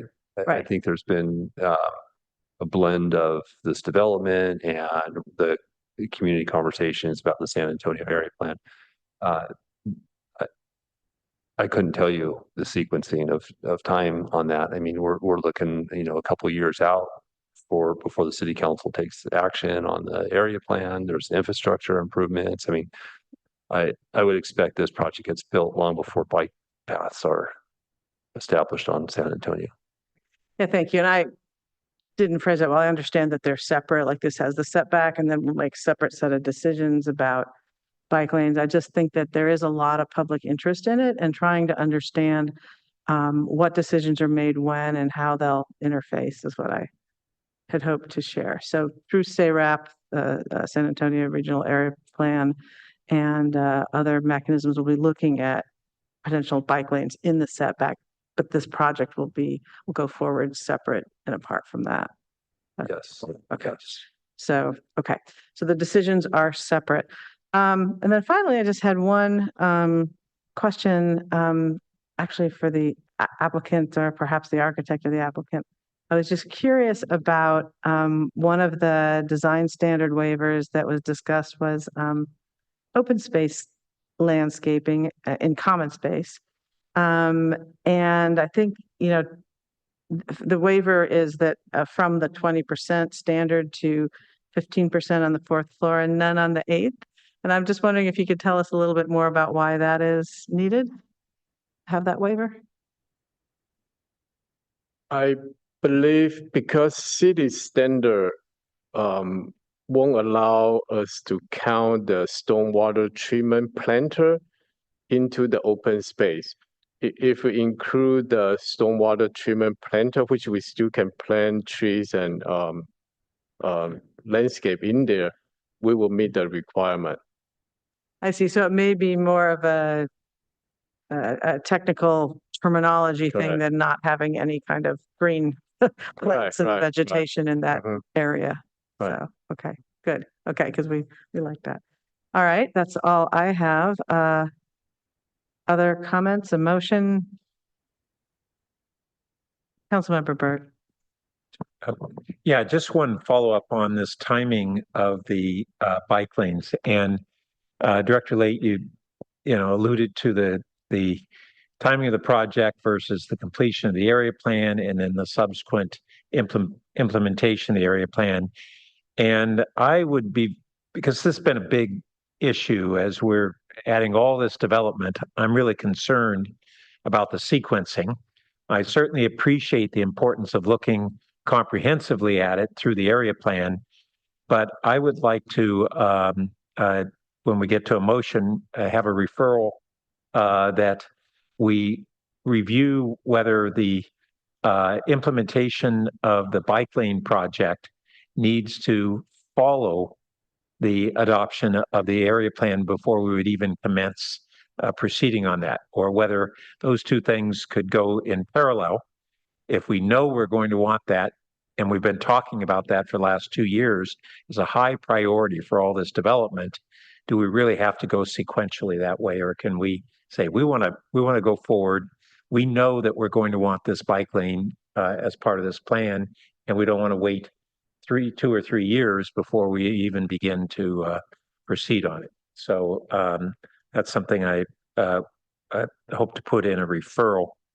Yeah. You're welcome to make a motion now if you'd like. I don't have any lights on. Okay. Well, I will move staff recommendations, including the Section 4 conditions of approval, and then on Section 1, and I'll speak to this in a moment, would be allow the 6-foot step back, but at 55 feet. And then lastly, a referral to staff to evaluate and return to council with for a review of accelerating the San Antonio Road bike lane initiative. Thank you. Is there a second? Second. Thank you. Would you like to speak further to your motion? Are you good? Just on the one thing of the step back, I'm taking the developer's assertion at face value that because of the particular depth of that section of the T, I suppose, that they have a difficulty having the unit sizes work well if it's a 10-foot step back, which is really what we desire versus the 6-foot. But if so, then I would want to have this 55-foot commencement. At 3150 El Camino, the same developers, we had a 10-foot step back at 55 feet. And this would still give that sight line from the street and sense of an urban corridor that would be better than starting at 65 feet. And if their problem is the depth of the units, then this would satisfy that problem, but start at 55 feet. Can you speak to your second?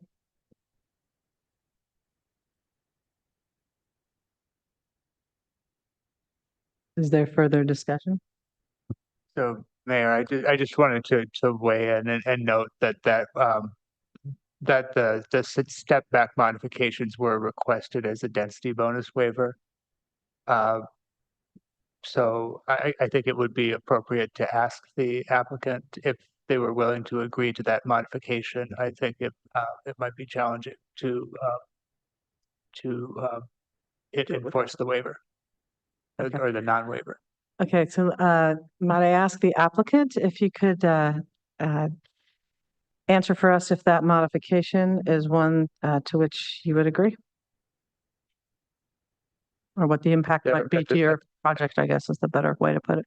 That's right. At this point, we would not be able to accept that. We've looked at that multiple times over multiple months, and Yeah, I'm good. Could you just explain a little bit more about that and what the challenges it presents? And then Councilmember Burt may have another question. maybe Chris, you can speak.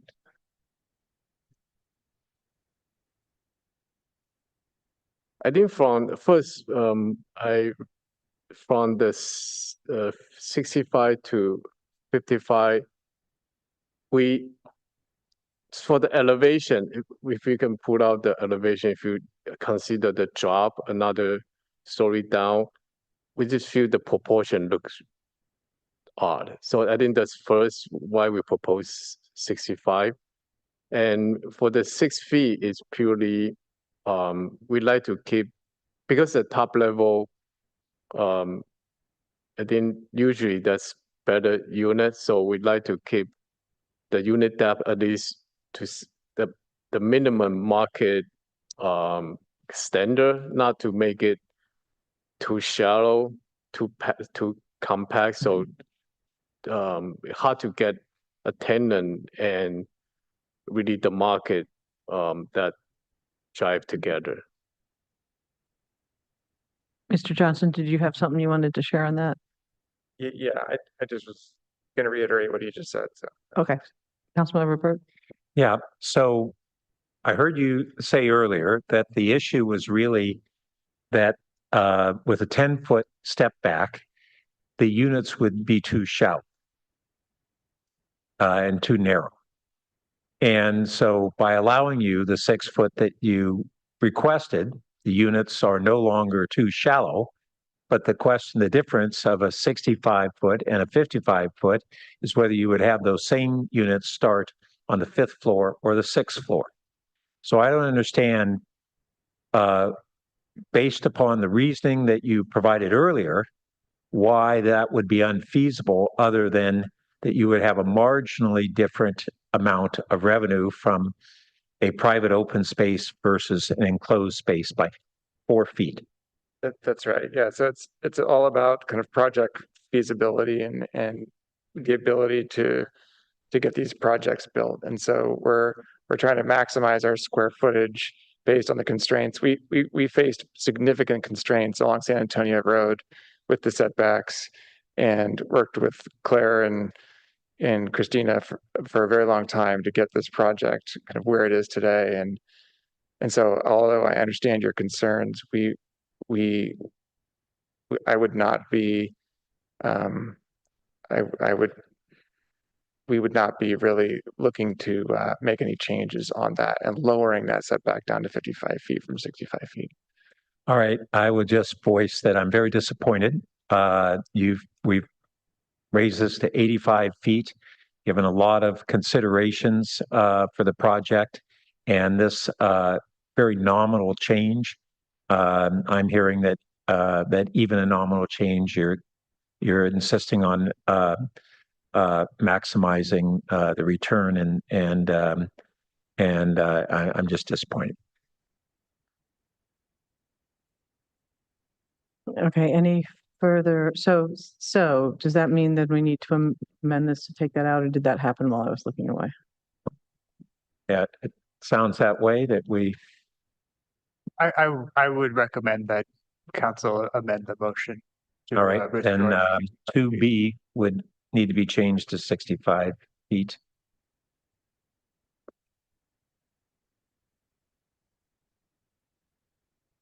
Okay. All right, is there further discussion on this motion? Do we need B? Isn't that what the staff recommendation included? If if B as written is consistent with what is proposed, then we do not need to include B. We're just recommending that you strike B. Right. Yeah. We do, however, I believe, have a modification to condition of approval 99 that is acceptable to the applicant and is to staff as well. Mahay, I believe, has the text for that. So I will agree to remove 2B.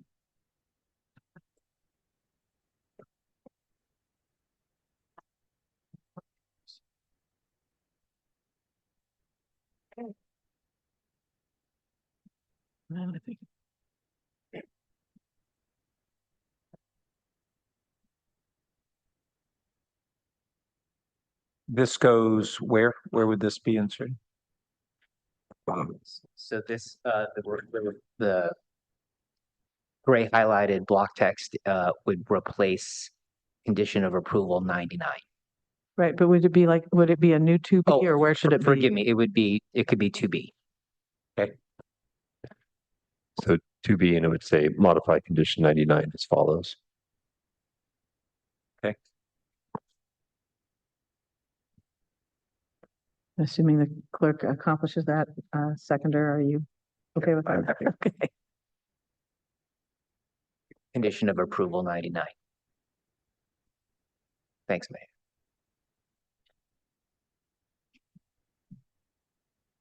And I think that covers the two requested RLUA revisions that were presented to us. Or wasn't there was there some additional language that we had discussed? I think Councilmember Lithcott Haynes, you asked about that. In wasn't that in this one, utility one? Or did we get it? There was, or there was. Are you referring to the term of approval about the one in front of us, 99? That's the condition of approval, but there's the second term of approval that was also briefly discussed by Councilmember Lithcott, Ames, and I. And I'm not sure if that's what you're talking about the 2-year term. No, I mean, you can raise that, but I thought there was some additional language that the applicant had asked about, and I don't know where that stands. Also reflects city's ability to, I'm looking at the letter, to impose conditions on a development project.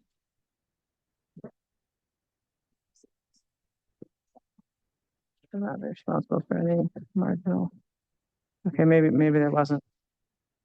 I'll leave that to others who were in the discussion.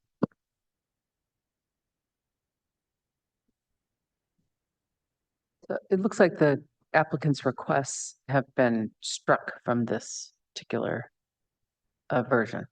So the applicant requested needs attributable to the development to, and then they crossed out anticipated peak loads. Resulting from the development as an add is consistent with the applicant's request. And then at the end, they wanted a limited and reasonable amount, and then they wanted that final bit with construction limited, et cetera. So I'm not sure what, if we're trying to modify it to the applicant's comport with request, the applicant's request, we have not done that. That's what it looks like to me. It looks different than the slide, perhaps. So I'm not sure where this language came from. Just want to make sure we get the right language for approval 99. So this language is the language that was included in the slide, edited by the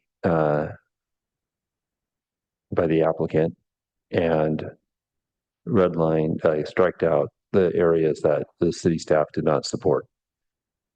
So that's what this reflects. And the staff is comfortable with the language as it's presented, and the applicant has indicated that they are comfortable with the language as it's presented. Thank you for clarifying that. So I assume that that's what the maker intended. So I will stop talking about it. And All right. Mayor, Yes. if I could, as part of our staff recommendation in our presentation on slide 9, in addition to the discussion about condition 99, we had also agreed with the applicant that some added text be added to section 1 of the record of land use action, and the clerk has that information to just formalize that as part of the staff recommendation. Okay. Councilmember Rectal. Yes, I accept. Thank you. Okay. All right. I'll get that in there.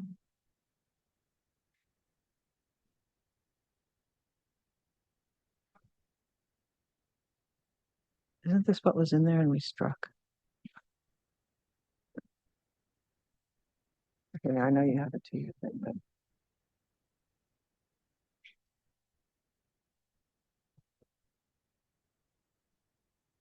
Oh, but you do have your light on. No? Okay. All right, so Madam Clerk, let me know when you're done because I don't see any more lights on. Sorry, Mahia, item 4 should be nested under item 2 as maybe paragraph C.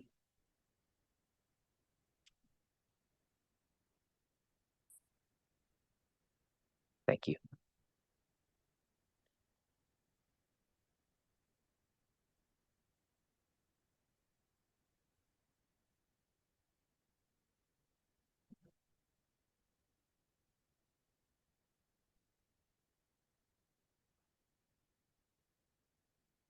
Are we set, Madam Clerk? Yes. Okay, I just want to stipulate that the clerk has the hardest job in the room. Okay, so with that, seeing no lights, if you would please call the roll. Of course. Councilmember Liu, Yes. Councilmember Burt, Yes. Councilmember Lowing, Yes. Vice Mayor Stone, Yes. Councilmember Lithcott Haynes. Yes. Mayor Vinker, Yes. Councilmember Rectal. Yes. Motion carries unanimously. All right, well, thank you very much.